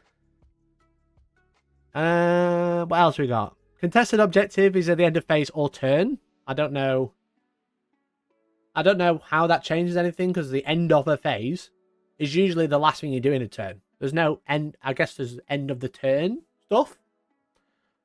Again, can't think of a use case for this, but it's the end of every turn and phase now. So, a player controls an objective mark at the end of any phase or turn. At the end of a turn, control of objective mark is determined before any victory points are scored. See level of control. Much appreciated. No problem, bud. No problem at all. So again, I can't think of any use case, but it's the end of turn in addition to the end of the phase. You think the end of the fight phase is basically the last time you check, but there might be ability that says at the end of your turn you can do this, or the end of the opponent's turn you can do this. So I guess you could If you've got stuff that takes you off the battlefield, but you need to be in a place, you could choose to score it. But if you take off your opponent's battlefield, but opponent's turn, you would check after you are removed rather than before. That's because death card stick objects are until turn end. Yeah, okay. So that's one. Death card stick is until the end of the turn, so that's fixed that. But again, control of objective markers is determined before any victory points are scored. So if you had something that was like capture enemy outpost, no. Defend stronghold, actually a good one. Defend stronghold at the end of your opponent's turn, get 3 VP for holding it. You know, because you have to hold it in your opponent's turn. If you would like to remove that unit from the battlefield due to, like, let's say Grey Knights, they can pick up, put down. Necrons pick up, put down. If you remove it in your opponent's turn, your opponent chooses whether you score or remove the unit first because they're both at the end of the turn. So then you wouldn't score it. That's also a very niche case. Because if it's whoever's turn it is chooses the order, which is obviously super important. So depending which turn you do, if you do it in your own turn, like capturing me outpost, you can score it, then piss off again. You know, you can go up into the sky. Because you go, I'm going to score the points at the end of the turn, and I'm going to remove at the end of the turn. They will stop people scoring secondaries if that rule isn't there. Yeah, basically. Or vice versa. They would gain it because they aren't there. But anyway, interesting one. Count as having made a normal move. Reserve units always count as having made a normal move in the turn they are set up on the battlefield. This is simply to clarify they cannot move further in this phase but have not remained stationary. Such units have not made a normal move, however, so their arrival cannot trigger stratagems or abilities that are used after a unit makes a normal move. This is a big one because a lot of people like to disembark from transports and stuff like that. So because it just counts as making a normal move, so you can disembark at the end of a turn. Similarly, a unit that disembarks from a transport that made a normal move this phase also counts as making a normal move, but has not made a normal move, so a unit's arrival cannot trigger stratagems abilities that are used after a unit makes a normal move. So, so it looks like you can still get out, but you count as making a normal move for moving, for shooting and stuff like that, but you don't actually gain the ability as if you'd moved. If you've got an ability that says if you move X, you get this, it doesn't work. Basically, doesn't trigger things like tearing out to movement when a unit ends within 9. That's true. That's true. A big one. They came at the WCW. That I had to pull up a head judge of an event that you might know, or lead organizer, who said I was wrong, and they had to come over and tell me I was right, because I was right again. Inceptors can arrive 3. They count as making a normal move, but if you've got something like move D6 when someone makes a normal move, Mist of Deimos for Grey Knights, it will no longer, and it shouldn't have, it didn't, but you know, it's quite nicely clarified, it won't trigger their ability. You made a normal move within 9, you can now disappear. If you deep strike, you don't count as making a normal move for those sorts of abilities. You know? You can't be Overwatch, no, because they haven't made a move. But Overwatch is set up, isn't it?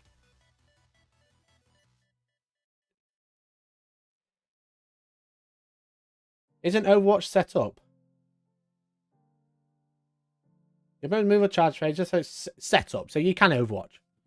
It's stuff like, again, Mist of Deimos is when you end a normal move within 6 or within 9. Okay? You can disappear. Move, go into reserve. You know? But if you deep strike near them, or within 9, because you've got like Inceptors, people would think, because they count as making a normal move, because I'm an Inceptor that's just deep struck, I can then trigger Mr. Deimos because you've made a normal move. But this is clarifying, you don't count as making a normal move. You count as moving, but you don't trigger abilities that trigger as if you've moved. So again, Mist of Deimos is a great example. Because that one, just to clarify... Mist. Mist of Deimos. Your opponent's move phase, just after an enemy unit ends a normal, advance, or fallback move. And it's a unit within 9 can either move 6 or put it into reserve. So that won't trigger from a deep strike or any or disembark, for example. It's just the actual unit that makes a normal move actually moves near it, not something that counts as making a normal move. That's a great change.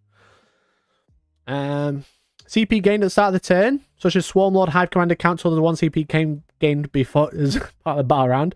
This is always a funny one. So, like, the Alt-Art Wayleaper gives you a command point at the start of the command phase. The rules say any command points gained at the start of the command phase don't count towards the limit. I think what they meant was the one that you get for free because you're playing Warhammer, rather than an ability that gives you one at the start of the command phase. So they said that does count, but the one you gain for playing the game doesn't count, if that makes sense. Damage characteristic. Where damage characteristic includes operator, e.g. 8+, as in d6 plus 1, the value of the operator is part of the damage characteristic. It is not a modifier. This is the melter thing I mentioned, which I kind of wrote down wrong. But the main thing is, if you've got it as part of the damage characteristic, such as d6 plus 1, it is not a modifier. It is just your damage characteristic. Again, I was always told I was wrong on that one, but I was always right. And it's funny. It's getting a bit of a joke now. The amount of times people think, like, sort of full chest, tell me I'm wrong when they're not just wrong. But anyway. Do not make an advance roll abilities. Abilities that instruct players to not make an advance roll for a unit, but instead to increase the move characteristic of models in that unit, specify the unit amount. Cannot be used with abilities or rules that instruct players not to make an advance roll for the unit. In such instances, the controlling player must choose which of those abilities to use. So if you got something like don't advance, move this much instead, you can't use different ones at the same time. Just choose one or the other, which I think is nice. I think that's it. Embark units of reserve. Units embarked with a reserve model can disembark in the turn that model is set up. When they do, they cannot be set up within 9 inches horizontally. And they count as having made a normal move. And they cannot declare a charge this turn, but they can act otherwise normally. This is a huge change. This is a massive change because people were using raiders as better drop pods. So now it's essentially like it was in 9th, okay? Back to normal, but you can't charge, which is interesting. So if you, well, actually, no, you can still disembark, which is still good. So they're kind of like drop pods, but they're just worse. You can disembark after something's dropped down, but you can't set up within 9, and you can't charge, which is the big thing. So you can get drop down and shoot still as normal. You can have a rhino arrive from the edge of the battlefield. You can disembark from it straight away. You just can't arrive within 9 of something, because you used to be able to set up a lot closer than that. Because there's no limitation of a disembarked unit, but the unit arriving from reserve had to be 9 away. The unit gets out within 3. You're actually closer. You're just over 6 rather than just over 9. But now you can't charge, which is quite interesting. Please no more Mikey Matt. Great. Enhancements, multi-model character units. When you're given an enhancement to a character unit from your army, if that character unit contains more than one model, you must specify which character model in that unit is the bearer. I don't know if anyone actually used this to any full effect, but it's a nice change. Fight on death. If more than one model from a unit is under the effect of fight on death rule, each one of those models fights at the same time. Note that at the time a model fights on death, it is destroyed, which may be important when determining whether that unit is below starting strength or below half strength. Okay, so you don't... This is basically to help fast rolling, I think. Maybe for Company of Heroes. Yeah, maybe. I'm not 100% sure what that'd trigger, but I don't know what change it would make either. I don't think anyone's trying it out, but, you know, I could be wrong. So you got Fight on Death. I think this is just the fast rolling. So you roll all of yours, and then I'll do my Fight on Death all at the same time. Essentially, it adds like an initiative order, which is cool. That's what it feels like. It adds like an initiative order of like, no, actually, you do it all at the end, which is cool. Or at least all after that unit's fought. So after your unit's fought, my unit fights back. Yeah, it's a nice one. Sisters +1 to hit or +1 to wound. Their strat is Fight on Death. Yeah, so it's just like, oh yeah, of course, because they get abilities depending if they're below starting strength, right?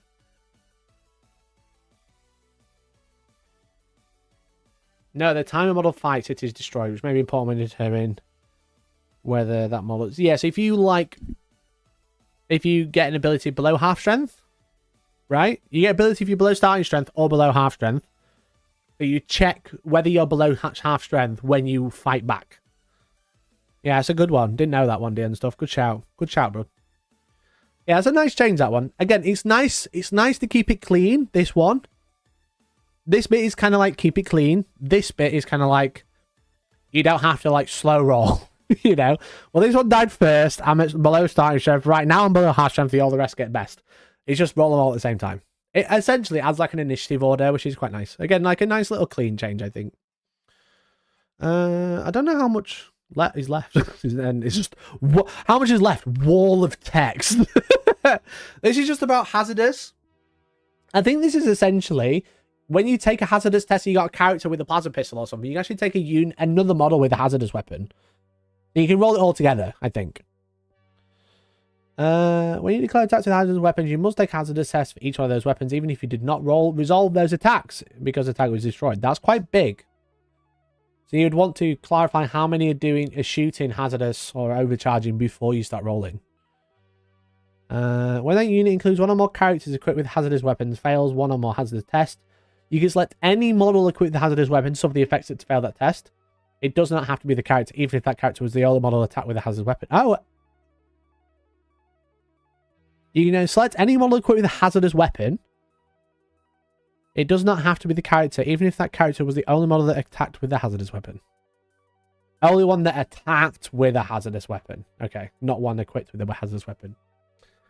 If you select a character and there are excess mortal wounds after that character is destroyed, allocate those mortal wounds to the unit as normal. Okay, so if you've got like one wound left, you take 3 mortals, you apply the other 2 to the unit. If you want to take it on him. Or you can just kill another model, which you probably want to do. It does mean you can like go, okay, I'll take the first 3 wounds on my character, right? He's got 1 wound left, so everyone else is going to take it now.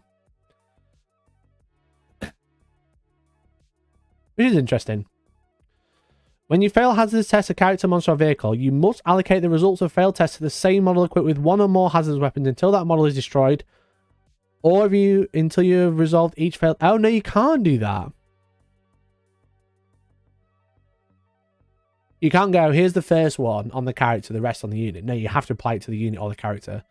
When the model is destroyed, you must allocate any excess mortal wounds first to another model equipped with 1 or more hazardous weapons. Then you must allocate the results of any failed hazardous tests to that model until that model is destroyed, and so on until each model with 1 or more hazardous weapons has been destroyed, at which point you must allocate any excess mortal wounds and any remaining failed hazardous tests to the unit as normal. So librarian passes brain explosion to someone else. Yeah, pretty much. Just don't ever put it on the character, because now if they take it, they have to keep taking it. Because before what you had was like a character with wounds and then like another model with wounds. This kind of stops that happening, I think. Consider a unit of 3 crisis battlesuits led by a commander in a crisis battlesuit, in which the commander and one other model of each have 3 cyclic ion blasters. Not plastic ones, they don't. If the unit's controlling player declares that only the commander will use the overcharge profile of the cyclic ion blaster, after that unit attacks have been resolved, that player will take 3 hazardous tests for that unit. If they fail 1 or more of these hazard tests, they would select 1 model from that unit to suffer 3 mortal wounds. This would have to be one of the models equipped with a cyclic ion blaster, even if the crisis battlesuit with no cyclic ion blaster has already been damaged. And if the crisis battlesuit equipped with the cyclic ion blaster has already been... it would have... There's so many words. And if the crisis battlesuit equipped with the cyclic ion blaster has already been damaged, it would have to be allocated to that model. The player would continue allocating mortal wounds to that model they selected until it was destroyed. Then they would select another model from that unit to equip with the cyclic ion blaster to suffer any excess mortal wounds and remain failed hazardous test. Jesus Christ. Once each model from that unit equipped with the cyclic ion blaster has been destroyed, that player allocates any excess mortal wounds and remaining hazardous test to the unit as normal. Oh my god. Oh my god. Bro. Ah, a lot of words. You can apply it to another model. You don't have to apply it to the character. Fast roll. Fast roll the hazardous check. That's basically what he's saying. Oh man, don't use hazardous. It's so too much to read. Do we have anything else? Is that about everything? Objective secured. Various abilities allow you to retain control of an objective market even if you have no models within range of it. Regardless of how these rules are worded, control of the objective market to determine the end of each phase or turn. So while you're retaining control of the objective market is affected by this ability, even if you have no models within range of it, at the end of the phase or turn, your opponent can gain control of that objective market if their level of control is over it is greater than yours. So again, this is just clarifying how holding objectives works. It's all the end of the turn, etc. It's simple, really. It is simple. It's just worded really badly. Basically, fast roll, choose who takes it. One-shot weapons can't be used by transports. We've kind of already gone over this, but GSC is the big culprit for that one. Redeploy. We've already gone this one. You redeploy models using all normal rules. If you have one of these units that has the infiltrator's ability, that player's unit can use that as well. So when you redeploy, you can use any deployment abilities you have. Is that everything? I feel like we're pretty close. I think splitting units. Some abilities allow you to split units into 2 smaller units before the battle. When using such abilities, the same models can only be subdivided in this way once. Rule used to split a unit into multiple units before the battle. The size strength of each unit is changed. You can't split a unit twice. I don't know if you... Is there any way to split a unit twice?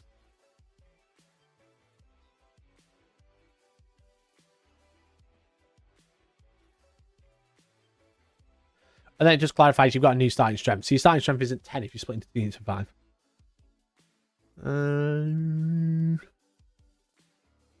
Vehicles with bases. A unit can embark within a friendly transport with a base. After that unit enters normal advance or fall back wholly within 3 inches horizontally and 5 inches vertically of any part of the transport. This is just for hover vehicles then. When a unit disembarks from a transport with a base, set it up so that it's wholly within 3 inches horizontally and 5 inches vertically of any part of the transport model, not within engagement range. So yeah, just clarifying that when measuring to and from vehicles, always measure to and from the closest part of the model for all rules purposes, i.e. measure to and from its base or hull, whichever is closest, with the following exceptions. So you measure to the model, basically.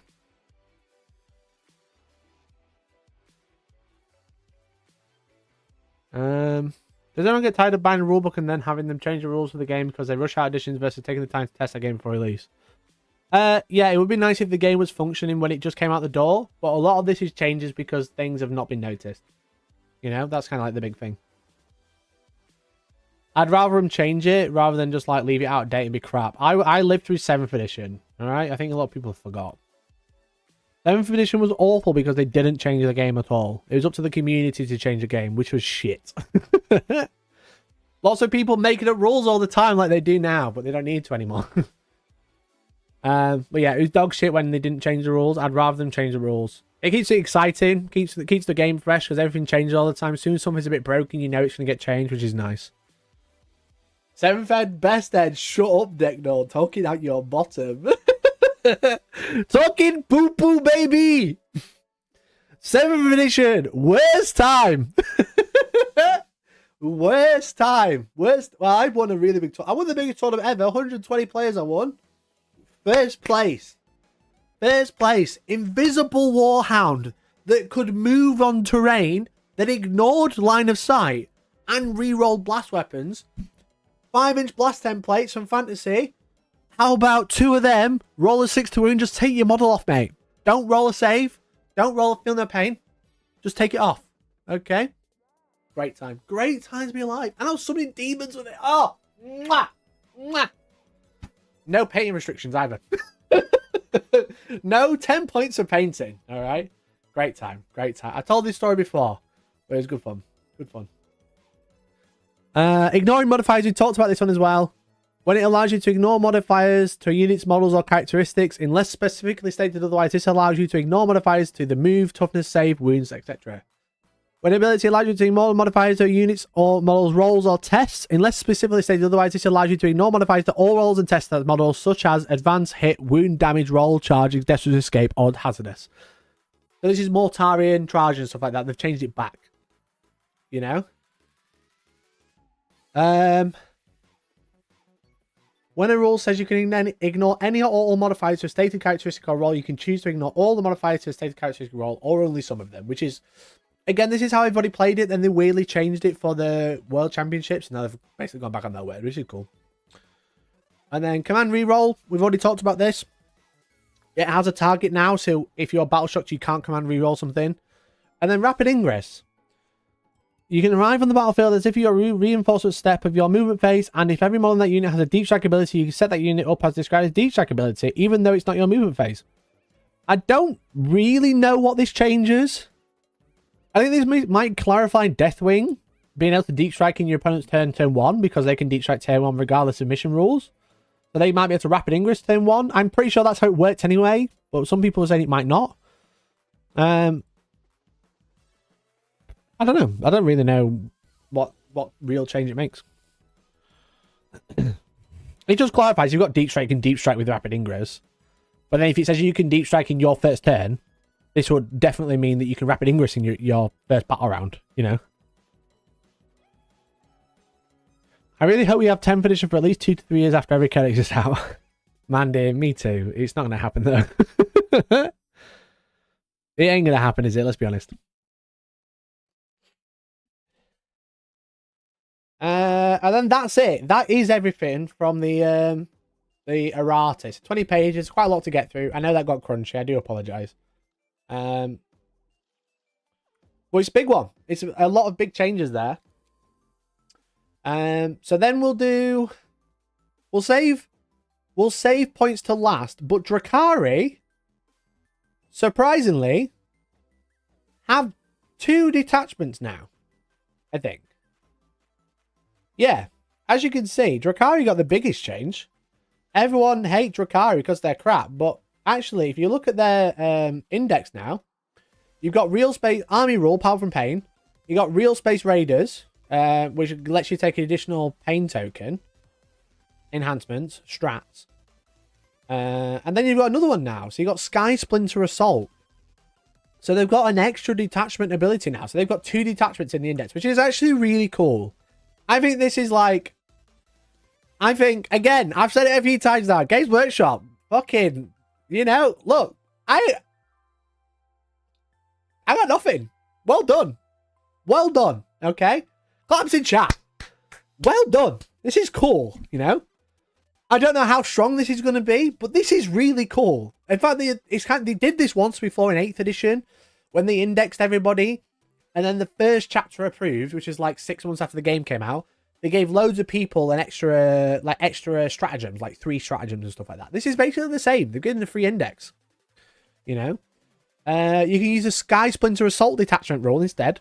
So instead of the extra power from pain, each time a Drakari unit from your army disembarks from a transport, until the end of the turn, that unit's ranged weapons have the ignores cover ability, and that unit's melee weapons have lance. That's great. That's a great army rule. Does that mean the Drakari dex is still far off? Yes, it does. It does. They should do this more to things without codex. They should, but look, we can't really criticize. This is great. This is really good. This is nice. Because it gives Drakari players a little bit of freedom, you know? They don't have to keep playing the same detachment, they've got an extra one. Getting lance and ignore cover is great. I played Tom Layton. I was supposed to make it in a video, but I completely forgot, and I went to Paris and stuff, so I didn't get around to it. But I played against his, 20 transport list. Fucking horrible now. Absolutely horrible. This is great. This is great news. So, Reign of Cruelty, ignore cover. So, Dark Lancers ignore cover, and getting lance. So, +1 to wound for witches and stuff like that. Yeah, it's and Incubi as well. Incubi, baby. Think about it. So they get enhancements as well. Now I don't know what point these are, so we're just going to read them and see if they're cool, see what the points are in a bit. While the mortar bearers unit is wholly within 60 of transport, they have stealth and cover. That's really good. That's cool. So they're kind of like hiding behind the transport, which is nice. It's kind of like an upgrade for the transport rather than the bearer, but that's cool.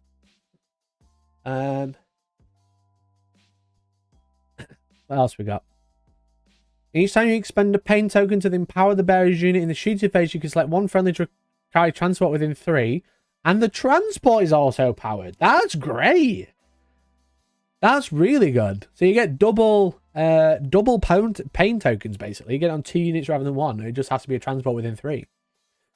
You disembark from it. Bang. There you go. Cool. Right. Double pain tokens, baby. Spiteful Raider. Drakari model, each time the bearer's unit destroys an enemy unit in the fight phase, if that enemy unit was in the range of 1 or more objective markers when the bearer's unit was selected to fight, you gain an additional pain token. That's a nice one. That's cool. Put that on like a witch, what are they called? Succubus or something like that. It's pretty good. Or an Archon if you want to.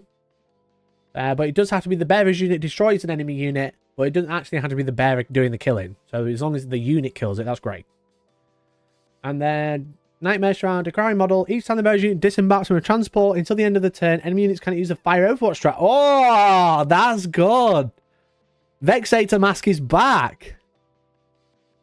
Vexator Mask is back. Deny overwatch. That's really good. That's really, really good.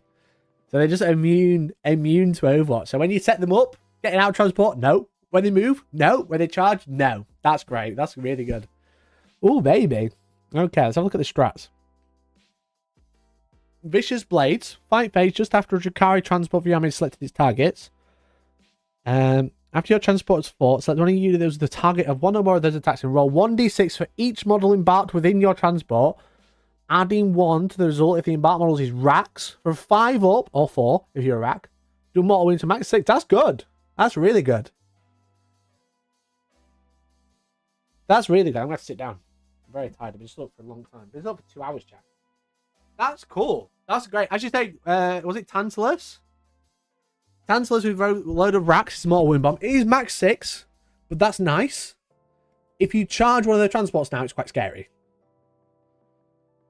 Which is cool. Very cool. Wraith-like retreat.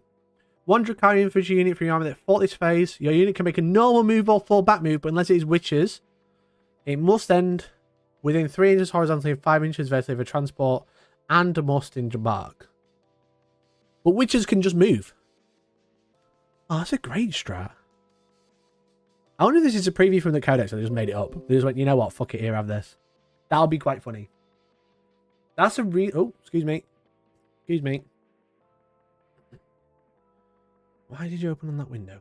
I never use it on this window for that reason. There you go. That's a really, really good stratagem.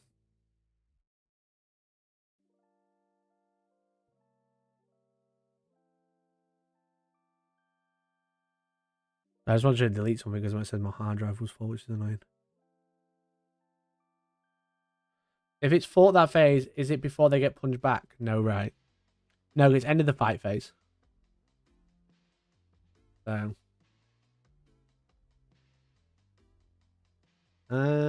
Pounce on the prey. Your movement phase just after a Drakari unit from your army disembarks from a transport.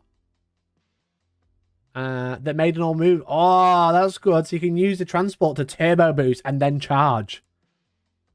Oh shit, that's great. That's a great strat. That's a great strat. So if a transport moves then disembarks, normally you can't charge, but now you can. You can't do this after deep striking because it says it has to make a normal move. If it deep strikes, it hasn't made a normal move, but it counts as making a move. But yeah, you're eligible to, that's a really good one because Raid is really fast. So are Venoms. Skyborn Annihilation. Your shooting phase. 1 Drakari unit from your army that disembarked from a transport this turn has not been selected to shoot. Until the end of the phase, range weapons have sustained hits 1 or sustained hits 2 if they capitalize. What the fuck? Bro, Drakari looking fucking fire, mate. Holy shit, that's sick. So get out of a transport. All your Dark Lancers have sustained hits too. That's so good. That's really good. Holy shit, am I a Drakari player? Am I a Drakari player now? Assault ramps on the Venom, yeah, literally. Bottle discipline in melee. That's shooting. Ranged weapons. Super bottle discipline. You just have to get out of a transport. That's really good though. And then you charge and then you get back into a transport.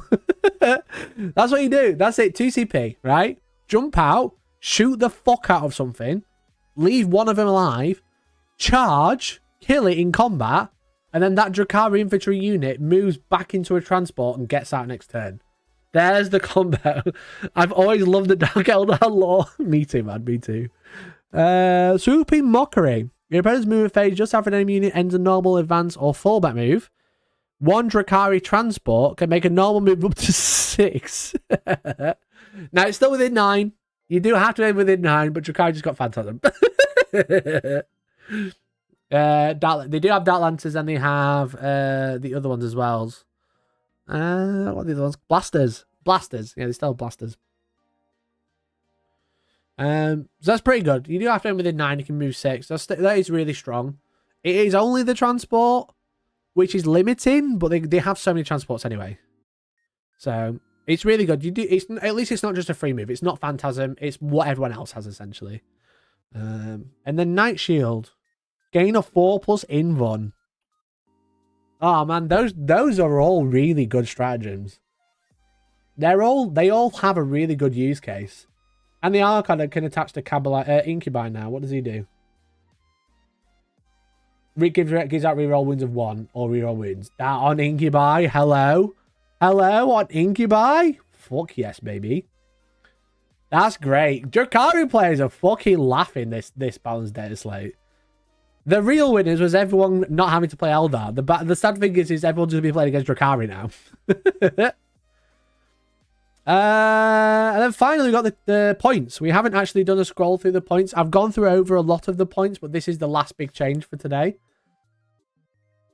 Morven Vial, Exorcist, Arcoflagellant's up. Arcoflagellant's up is an interesting one. I don't understand that points cost either. 45 for 3, 150 for 10. I suppose that's 15 points. Oh, because they come in 3s, don't they, in that old starter set? Or the Combat Patrol, that's how they come in 3s. I'm surprised they've gone up in points, but I don't remember what points they were before. Morven Vial up to 145. Probably okay. Exorcist up. All indirects been nerfed. Dominion down to 110, which is nice. Have Arco lost the feeling of pain? I don't think so. Not that I know of. Commonly uses cheap durable screens, true. Paragon Warsuit's down, Zephyrim, Retributor, and Repentia Squad all down. So Adeptus Sororitas, except for the Triumph of St. Catherine nerf, eating good, I think. I think they're doing alright. You know, some of the most common units are getting nerfed. You're getting you get Paragon Warsuits. I don't know if they're worth it for 170, but they're not bad. Retributor's going down, he's cool. Repentia Squad, he's decent. Repentias are decent, so. Dominion's down to 10. 11 points a model, not too shabby. Custodies, I've already mentioned these. Basically, every unit that you actually care about is down, barring Vertus Praetors, but they are down. And that's it. Mechanicus, again, we have spoke about. No changes there. Eldar, we've already spoke about those. We talked about the Manticore going up.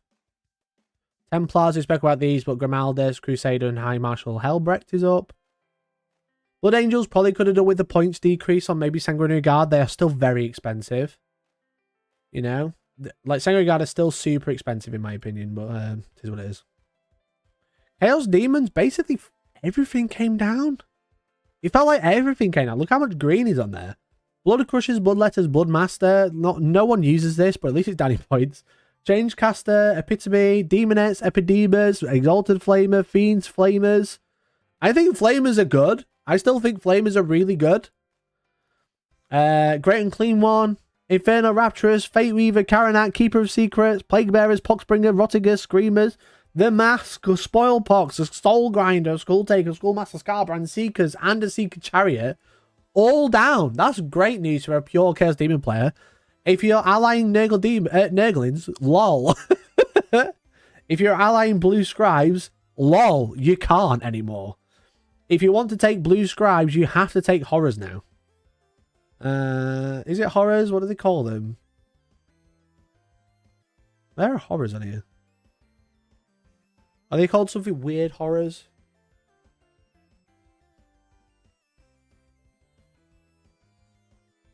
Oh, Pink Horrors and Blue Horrors. The Blue Horrors, your minimum tax is 125 points. That's funny. That's funny. If you want to ally in Blue Scribes. He's lone operative, that's how people are doing it.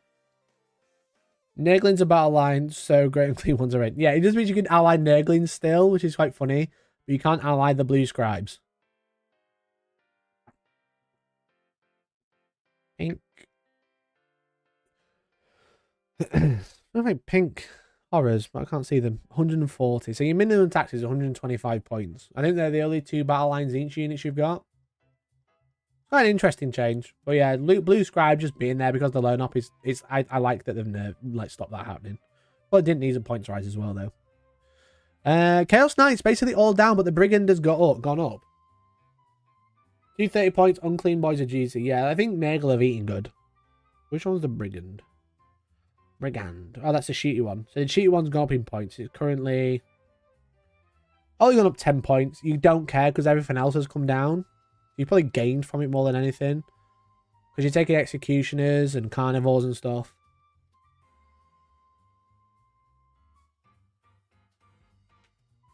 Top Seekers 2. I don't know if anyone was allying in. Top Seekers Co. I'm alright, thanks. I don't think anyone was allying in Seekers. They're allying in Nurglings and Blue Scribes. Salt Sprig and Spam. Yeah, true. But you can still take 6, and then you can still put other stuff in, because it's Battleline, obviously. So you still take 6, it's 60 points extra. And then if you take another 6 or something else, you probably save the points. Why are they cheaper? Because Chaos Knights aren't that good. Chaos Knights aren't that great. That's why it's buffed.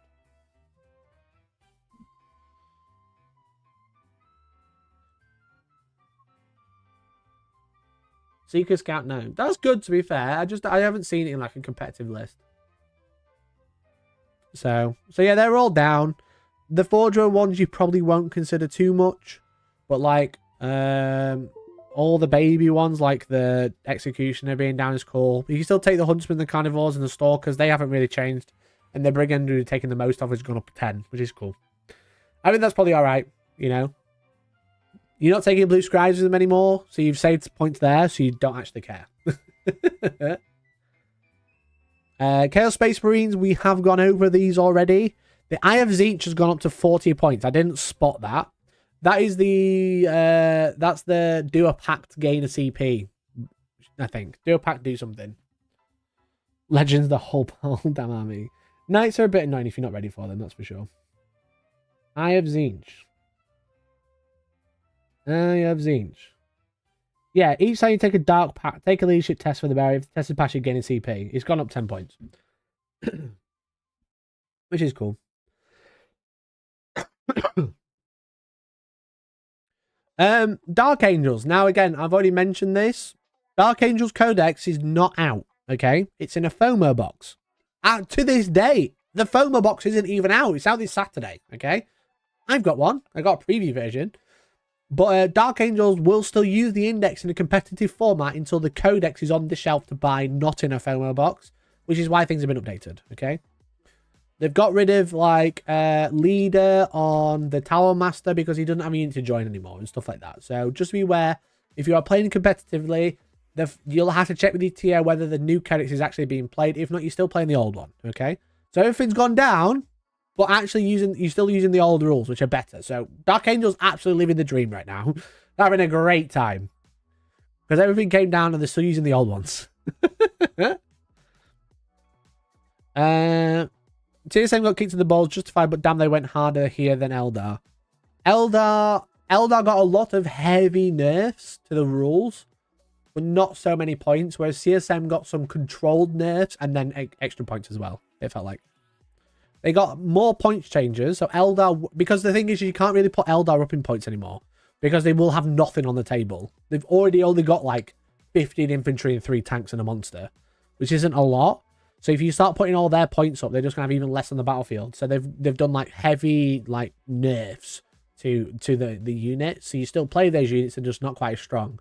Whereas Chaos, they're really cheap. They're all really cheap. So they've done more controlled nerfs, which a lot of them make sense, like such as the same mark. You have to be able the same mark to win a Rhino, but then they've put the points up as well. So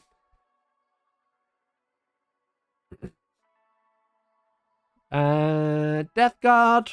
They got a nerf to Plague-Based Crawler. Again, it's indirect, so indirect has been nerfed. But also, they've retracted the ignore modifiers thing, so Mortarion lets Plague-Based Crawlers ignore modifiers to hit rolls, such as the indirect nerf, which is probably okay that it's gone up in points. Everything else has come down. Death Shroud down, Photic Blood Drone down, Lord of Virulence and Typhus down, which is really good. Typhus is pretty good. He's basically like a Brotherhood Librarian, and he's quite cheap with Potswalkers. Lord of Virulence is great. The Bloat Drone and Death Shroud are both pretty good units, I would say. Yeah, great changes. Great changes. I think Plague Marines going up is a bit annoying, but they are so efficient for what they do.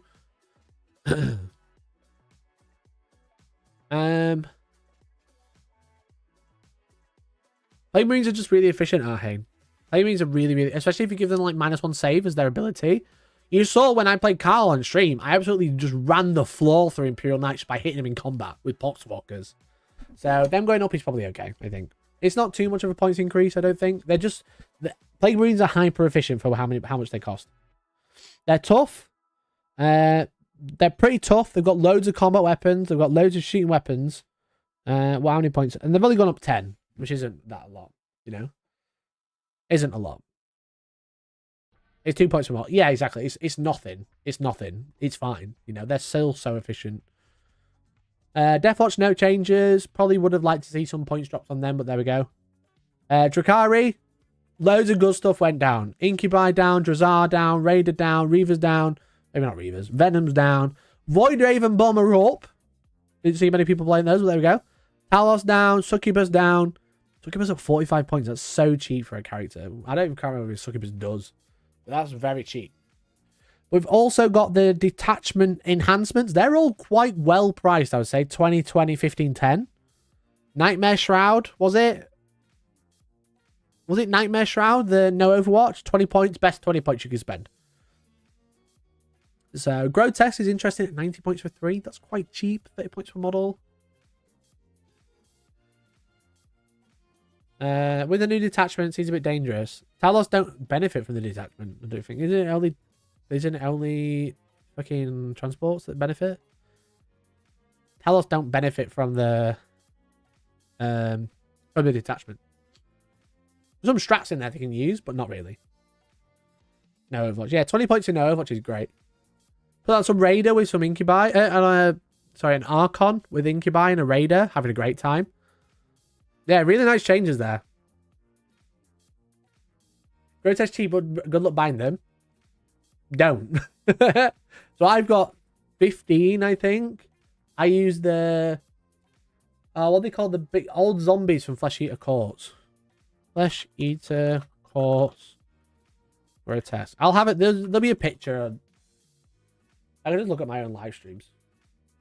Let's put Drakari. Hellstorm. That'll be only a bit quicker. Here we go, baby. Blast from the past. 4 years ago. Oh, God. Classic. That's what we used to, like, do funny stuff on stream, on videos. They're my grotesque. Oh. These are my grotesques. These are the zombie... These are the... I realised I wasn't on screen. These are the zombie things from Flesh Eater Courts with Talos bits stuck to them. It worked great. Crypt Horrors. Thank you, Lambo. Crypt Horrors. Oh, no, Crypt Flayers. Yeah, that was it. Crypt Flayers. Great models for conversions. Yeah, these bad boys. These ones. So you can build them without the wings because they build basically big zombies. They build 2 kits, but this is the kit. So that's what I used. I didn't build them, Tank build them, but they work perfect. Yeah. So they're just Talos bits stuck to the end. It works fine. Talos mass, Talos bits. So do that. Anyway. Does the Dark LED Detachment have new strats and enhancements? Yeah, they have new strats and enhancements. Yeah, we went over them a few minutes ago. GSC, basically no change because no one's using Pure Strain because they suck. Grey Knights, Brotherhood Librarian up to 110. Arguably justified. That's only like a 10-point increase. That is totally fine. It's totally fine. Brotherhood Librarian's great. He will take you free. They're great. Imperial Knights all down, baby. Stonks down for Imperial Knights. Pretty crazy shit, to be honest. Basically, everything's come down. Yeah, it's really good. The only things that didn't come down is the Warglaive, the Gallant, and the Atropos. Are you still streaming? What do you mean, how am I still streaming? There's so much to go through, Tom. I'll be live for 2 hours. There's so much to go through.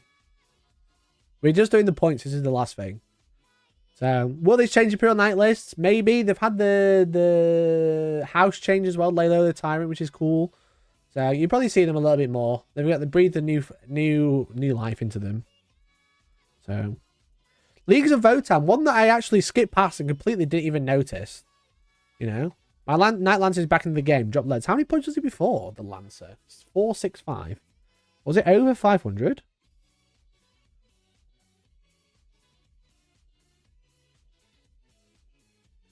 $495. Down 30 points. That is quite fun.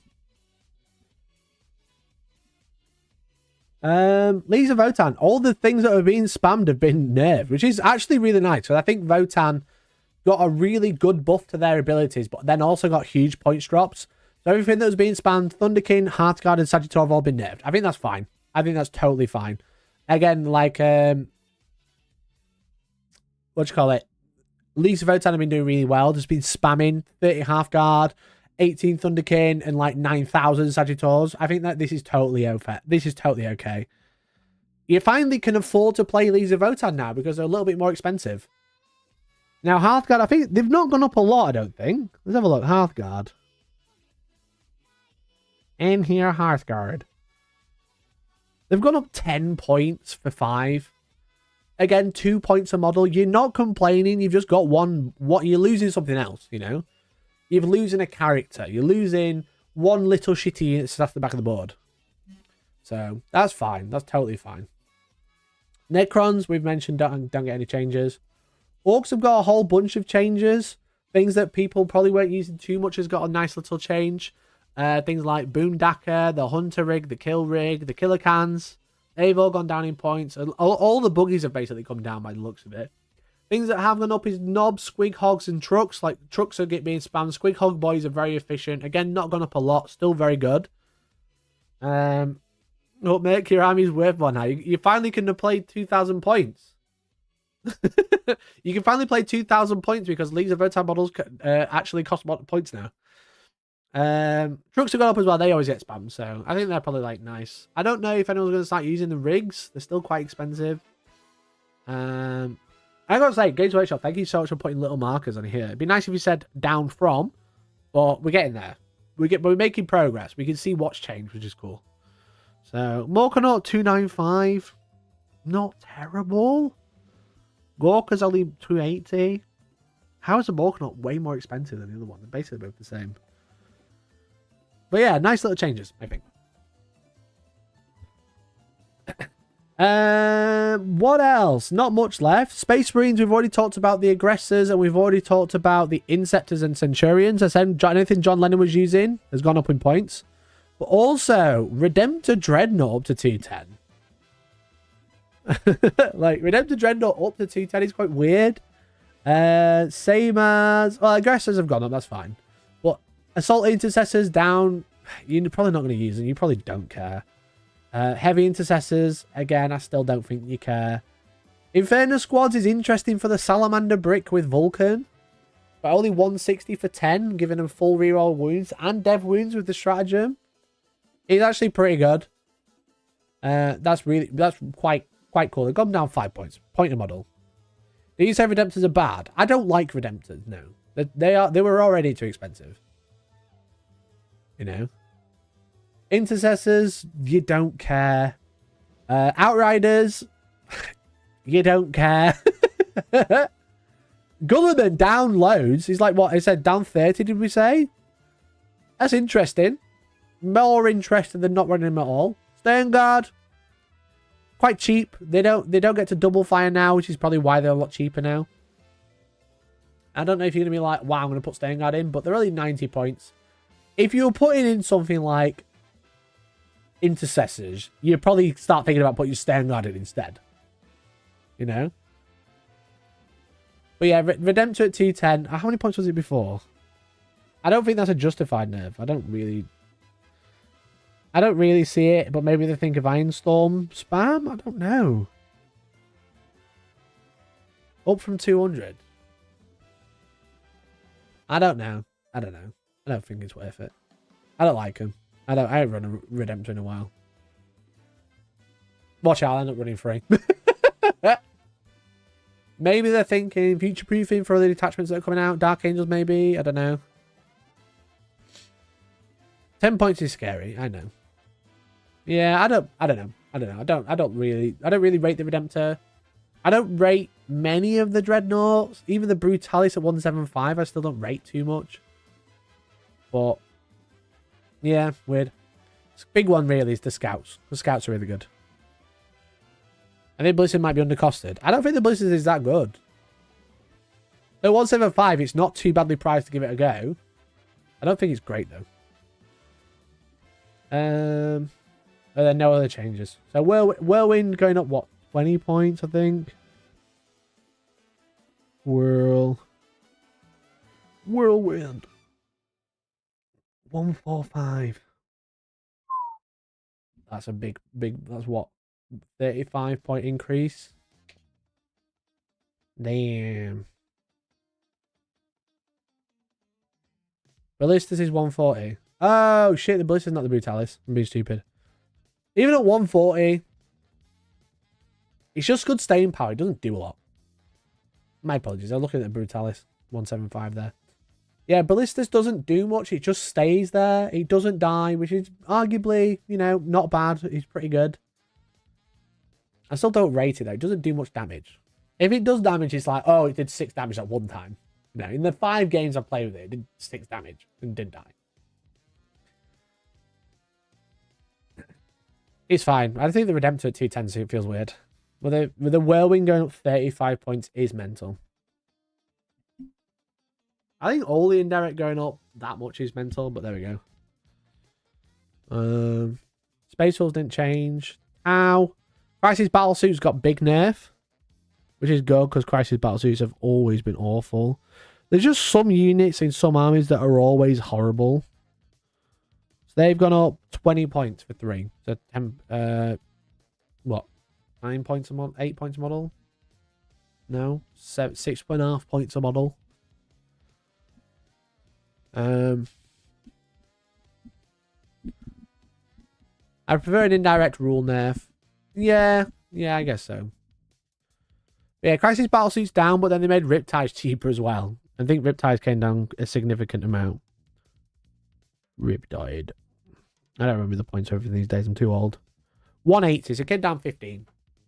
So you're probably still taking Crisis Battlesuits, but you're dropping in Riptide for something else. I don't know if people are taking 2 bricks of Battlesuits, but even 1 brick is quite expensive. But your character came down as well, so if you were putting a commander in there, you're probably not breaking the bank too much. So, and then Vespid have come down. Cool. No one's running them either. Thousands didn't change, which is interesting. Tyranids got a bit of a weird one because some units went up, like Neurolictor and Deathlictor both went up. Gargoyles and Pyrovores. Pyrovores are really cheap at 35 points still. So cheap. But then a lot of other stuff came down, which is cool. So like the Assimilator and the Emissary both came down. The Toxic Ring came down. The Tyrannofax came down. Tyrannofax is a really good shooting platform that spiked in points like a crazy amount. And now it's come back down. So the Tyrannofax was, I think it was like 220 or something stupid. Tyranno. Come on. 245. It's come down 55 points. It got nerfed and it went up in points.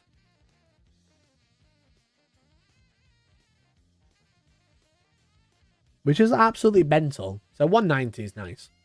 I can't see the rules, so I didn't punch my code in. But Emissary's down, which is cool. Genie Stealers again. Alright, cool. Screamer Killer. Down to 145, which is nice. So everyone who's playing like the starter set stuff is having a good time. Or bought into the new models. But Trigon down to 170. You didn't really see Trigons. Toxic Rain, you didn't really see it. It's nice, it's a bit cheaper. But the Emissary is a really good model, and I think people really want to use them, so those coming down is cool. Brute Lord down 80. Not too shabby. I think the one to talk about is the Tyrannofax down 55 points, which is crazy high. Crazy down, even. World Eaters got some justified nerfs, I think. World Eaters have been like really, really good for a while.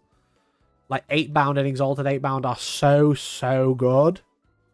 They are so strong. So it's good that they've been nerfed. And the Betrayer up as well. He was really cheap. Cold Lord of Skulls came down for whatever reason. World Eater's Forge Fiend is 145 points. Bearing in mind in a Chaos list, they're 200 points. Maybe World Eater's players should consider running a shooting army. They don't get lethal and sustained, but we've just seen the Chaos Space Marine Forge Fiend is 200 points. What do you mean infantry duty strength 15? Yeah, literally. Pete, Games Lecture were like, please buy them off eBay. Please buy some Forge Fiends off eBay. That'd be really cool. So you can get almost 2 World Eater Forge Fiends for 1 Chaos Space Marine 1. And Master Execution has gone up as well, because obviously he's super crucial, taking Favourite of Corn, but Favourite of Corn came down. So that received a big nerf, but also came down in points, which is cool, I think. I think that's like a nice way to do it. If you're going to nerf it, make it cheaper. Because obviously, you can only reroll once per battle now. For 20 points, which is good. World Eater Forge Fiend is very different. Yeah, but it's 145 points. The shooting profile's the same, isn't it?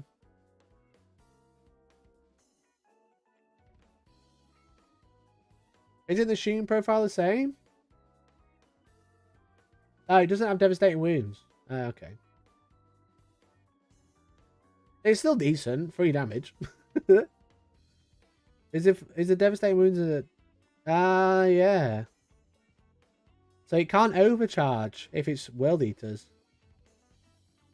115 is cheap. It's like a Ballistus, you know? It's like a Ballistus Dreadnought. It shoots. It sometimes does damage. It does battle shock stuff. It's basically a Ballistus for World Eaters. No devs, no dark patch, but also 55 points saved. So probably okay. Yeah, pretty good changes, I think. Again, hitting all the things that people like fucking 8-pound, they're awful. I'm going to move 19 inches across the battlefield, advance and charge, and hit you at strength 15 at 3 damage. Alright, cool. Cool, GG. It's crap. It's not crap. It's cheap. 145 points for a thing with an invuln that can hold an objective and shoot out 3 damage isn't bad. But yeah, I think that's all the changes. That is everything, chat. Shut up telling me my hard drive's low. I've emptied my bloody recycle bin. Empty again.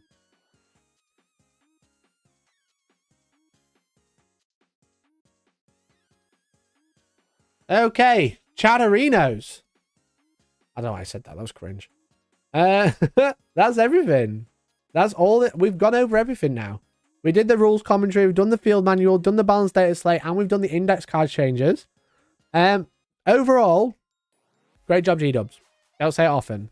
That's a lot of good stuff that has changed. That's hit a lot of the things that people are angry about or disappointed or frustrated with. And I don't see anything that's like crazy wild, like crazy weird. 145 points, you also have to take 5 Death Company. Martin, you can't. You're playing World Eaters. That's cheating. That's cheating. Time to delete your girly man and your brain points. Literally, yeah, literally. Well done, G-Dubs. Catan for the win. Yeah, Catan's came off well. Catan list having a great time. Admech sad. But as I said, as I've been saying, I've been saying it to everybody, I don't think they were going to touch Necrons and Admech. It's too soon, and I was right. You know? Which is annoying, but it's kind of like, you know, it's fair enough. It's fair enough. But what I do want to say, something that's super important, really, really important, chat, is we've all been there. We've all been thinking about Super All-Stars 2, haven't we? What a great time to think about buying tickets to a tournament, don't you think? Don't you think it's a great time? Because I do. Look, let's have a look. Let's have a look. Last year, I did the biggest thing I've ever attempted to achieve. I ran a huge event in Sheffield for the first time. Over 100 players turned up. And this year, I'm doing it again. I'm doing it again. What a great time to buy a tournament ticket other than now. Now the game's amazing. Now the game's so cool. You should maybe come and play some Warhammer with me and all my friends. Look at them all. Aren't they wonderful? What a great time. Look at Rob. He's playing Drakari. He's going to be there, maybe, with Drakari. He's scary now. He's scary. All I'm going to say is you have to remember that you can grab event tickets. I was supposed to pin the link in the chat, but I didn't. Okay? I didn't. I forgot. 5 types of terrain. World exclusive. No one else does this. No one does this to the level I do. Okay? It's super. That's me. Look, I'm wearing the t-shirt. Here's the dates if you didn't know. 31st of August, 1st of September. 120 players in Sheffield. Sheffield. If you'd like a smaller event, a smaller GT, there's one in Sanctuary on the 20th and 21st of April and the 23rd and 24th of November. Okay? That's something to be aware of. I think it's pretty good. I think it's pretty decent. Okay? Last year, I could play it again. I'm not going to put you through it, but if you didn't know, I'm running a tournament. I'm running 3 tournaments this year. It'd be super cool if you wanted to come. I am going to go bankrupt if I don't sell out. Not guilt tripping yet, but it'd be really cool if you went and had a look. Okay? Just in case, you can click the link in chat that says go to events and shop. Okay, you go here. Okay, you scroll down. They're all at the bottom. If you don't want to scroll, you can go to product categories and put event tickets. All right? You do that, and then it just shows you the 3. Look at that. Just wanted to let you know, we can spam this in chat. That'll be cool. What if you went and clicked that link? There it is. All I'm saying is there it is, okay? I'm not saying anything else. You don't have to do anything. But there's 3 events that are on sale now. 120 players. A prize pool of 1,500 quid. 1,500 pounds of my cold hard-earned cash going into your pocket instead. Some of it will be material prizes, but some of it will be cash as well. And then we have 2 more events happening in November and April at Sanctuary Gaming Centre. So please, that would be cool. Are there any April warm-up tickets? Yeah, there's still tickets available. Whilst they're on the website, if you can see it, there's tickets. If you can't see it, sold out, okay? So I'd love it if you wanted to check it out. That'd be really cool. So I just wanted to let you all know that that's happening. Otherwise, chat, that's it. That's all we got. That's all the changes. Overall, great job, GW, okay? I'm actually quite impressed with what they've done. There's a lot of cool changes there. They've made some very good changes to Eldar and Chaos Space Marines, which are definitely problematic. It would have been nice to see changes for Necrons and Nanobek, but that's okay. I think we're okay. I think Necrons sound scary. I think they are good, but they've already nerfed them once this month. Okay, they can't nerf them twice. So that's cool. I like that. I like what you've done for Drakari, and I think the points changes overall are pretty. They've hit the right units. You know, again, I didn't see anything that was like really weird. So that's it. So thank you so much for watching and hanging out. Thank you everyone who's liked the stream. There's 130 watching. I don't think you've all liked it. It'd be cool if you did. If you haven't already, please become a member. I'm actually going to be back tomorrow morning at 10:15 for the morning news. And we're going to be doing some painting. We're going to be painting a War Sphinx that chat very kindly donated to the channel, which is super cool. And then Friday, I have another stream. I will hopefully tell you what that stream is later today or tomorrow. Because it should be a fun one, okay? All being well Friday, okay? That's what and we'll have a new goal tomorrow as well. But thank you so much, everyone, for your support. Thank you for so much for hanging out. If you like this, then do let me know. I hope you enjoyed the presentation. If you learned anything, that'd be great. And if I did anything wrong or got anything wrong, let me know down in the comments. But otherwise, thank you very much for watching. And I don't think anyone else is going to be live. Let me have a look at a redirect.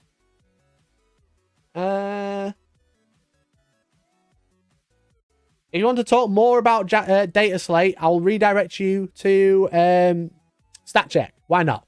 We'll go and say hi to StatCheck, and we'll be like, we love Innis because he loves Mikey more. We should spam this in chat. How's that sound? Okay. So spam this in chat. I'm going to do that. So go say hi to StatCheck. Go and give him a big love. Go and tell him what's going on. Tell him that we love Innis because he loves Mikey more. And that'd be great. So thanks for watching, and I'll catch you next time. Bye. Bye. What do you mean no? Do it.